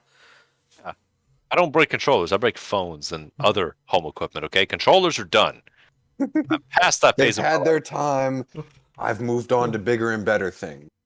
Just imagine me playing VR, though. That's going to be one hell of a... Wait, pants on or pants off? Oh, 100% pants off. Okay. Okay, I can see that. I was gonna say it depends on the game, but I don't really think it does. No, that doesn't matter Just at all. pants off. Yeah, I mean, even if I was live streaming with a camera, there's no pants on in this. Just, I'm going to make sure I wear like super small tidy whities and just do some VR. Gentlemen? Yes? I apologize, but I do have to be awake in less than 6 hours. Oh, no, it's perfectly fine, sir. And you yourselves have days off, is that correct? Tomorrow and the weekend. I have tomorrow and then my next day's off or next Monday, Tuesday. Okay. So, tomorrow would likely be without me, unless, of course, you're up super late, which is possible, but unlikely, because I do have a fondness for Tuesday spouse time. So you are encouraged, of course, to do something together, and then let me know what it is you did, and then I can just rip the piss out of it with verbal scathing, or be super impressed and say, look at you boys, you got this going on, yeah! Family bonds. Indeed. But of course, I'd like to do more stuff together. Now that employment is a component, it's going to get a little bit different. It is. Excuse me. Yeah, but we can work in time. Mm-hmm. Definitely can. Together, we can accomplish anything, pants on or pants off. Always better with pants off. Just one leg on. Not Not when all the it's way up, like half at the knee. What are you amputated? Like what do you mean one leg on? Are you talking about a pants leg or just having one I'm of your talking legs about on? Pants. Okay, Nope. because you're like one leg on, so I have an image of you just with the one leg sitting there with the one with just a knee and nothing above it. Well, by one leg on, he means the middle flagpole. So the pants are proudly flapping around the hips of bare legs. Got it. He gets it. Yeah, I get it now. Okay, thank you. Oof. Well, Where can our dear listeners find us? Well, ladies and gentlemen, you can always find us on YouTube, Spotify, and wherever you get your local podcast. And don't forget now, you can rate us on Google and Spotify now since it's a new feature. If you have enjoyed our podcast, don't forget to leave us 5 stars. And if you hated our podcast, leave us a 1 star. It ain't going to hurt my feelings. So, Tell us how probably bad hurt we mine are. a We get little on it. indeed, we the next episode, there'll be no pants or shirt for this guy. Ooh. Well- That sounds enticing. I'll be back for that. It is enticing, especially since I'm on a wooden chair, so it's glued to my ass 90% of the time. Can't Face really cam move. stream when? Say what? Face cam stream when? When I buy a camera for my computer, so between now and the end of time. Please leave your desire to establish a Patreon in the comments so that Chucks can share his pasty glory with the world. Oh no, sir. There's no Patreon for that. You better go to my OnlyFans. So Maybe get- buy I him a am coffee the only first. fan. Ha! Come on, Chucks. it is the South, so yeah, that makes sense. Joined at the hip, making wet mutt noises. Nasty. Well, everybody, for Grime and Game, I've been Nutchucks. Been browbeat. And Waterhorse. Till next time, guys. We'll see you then.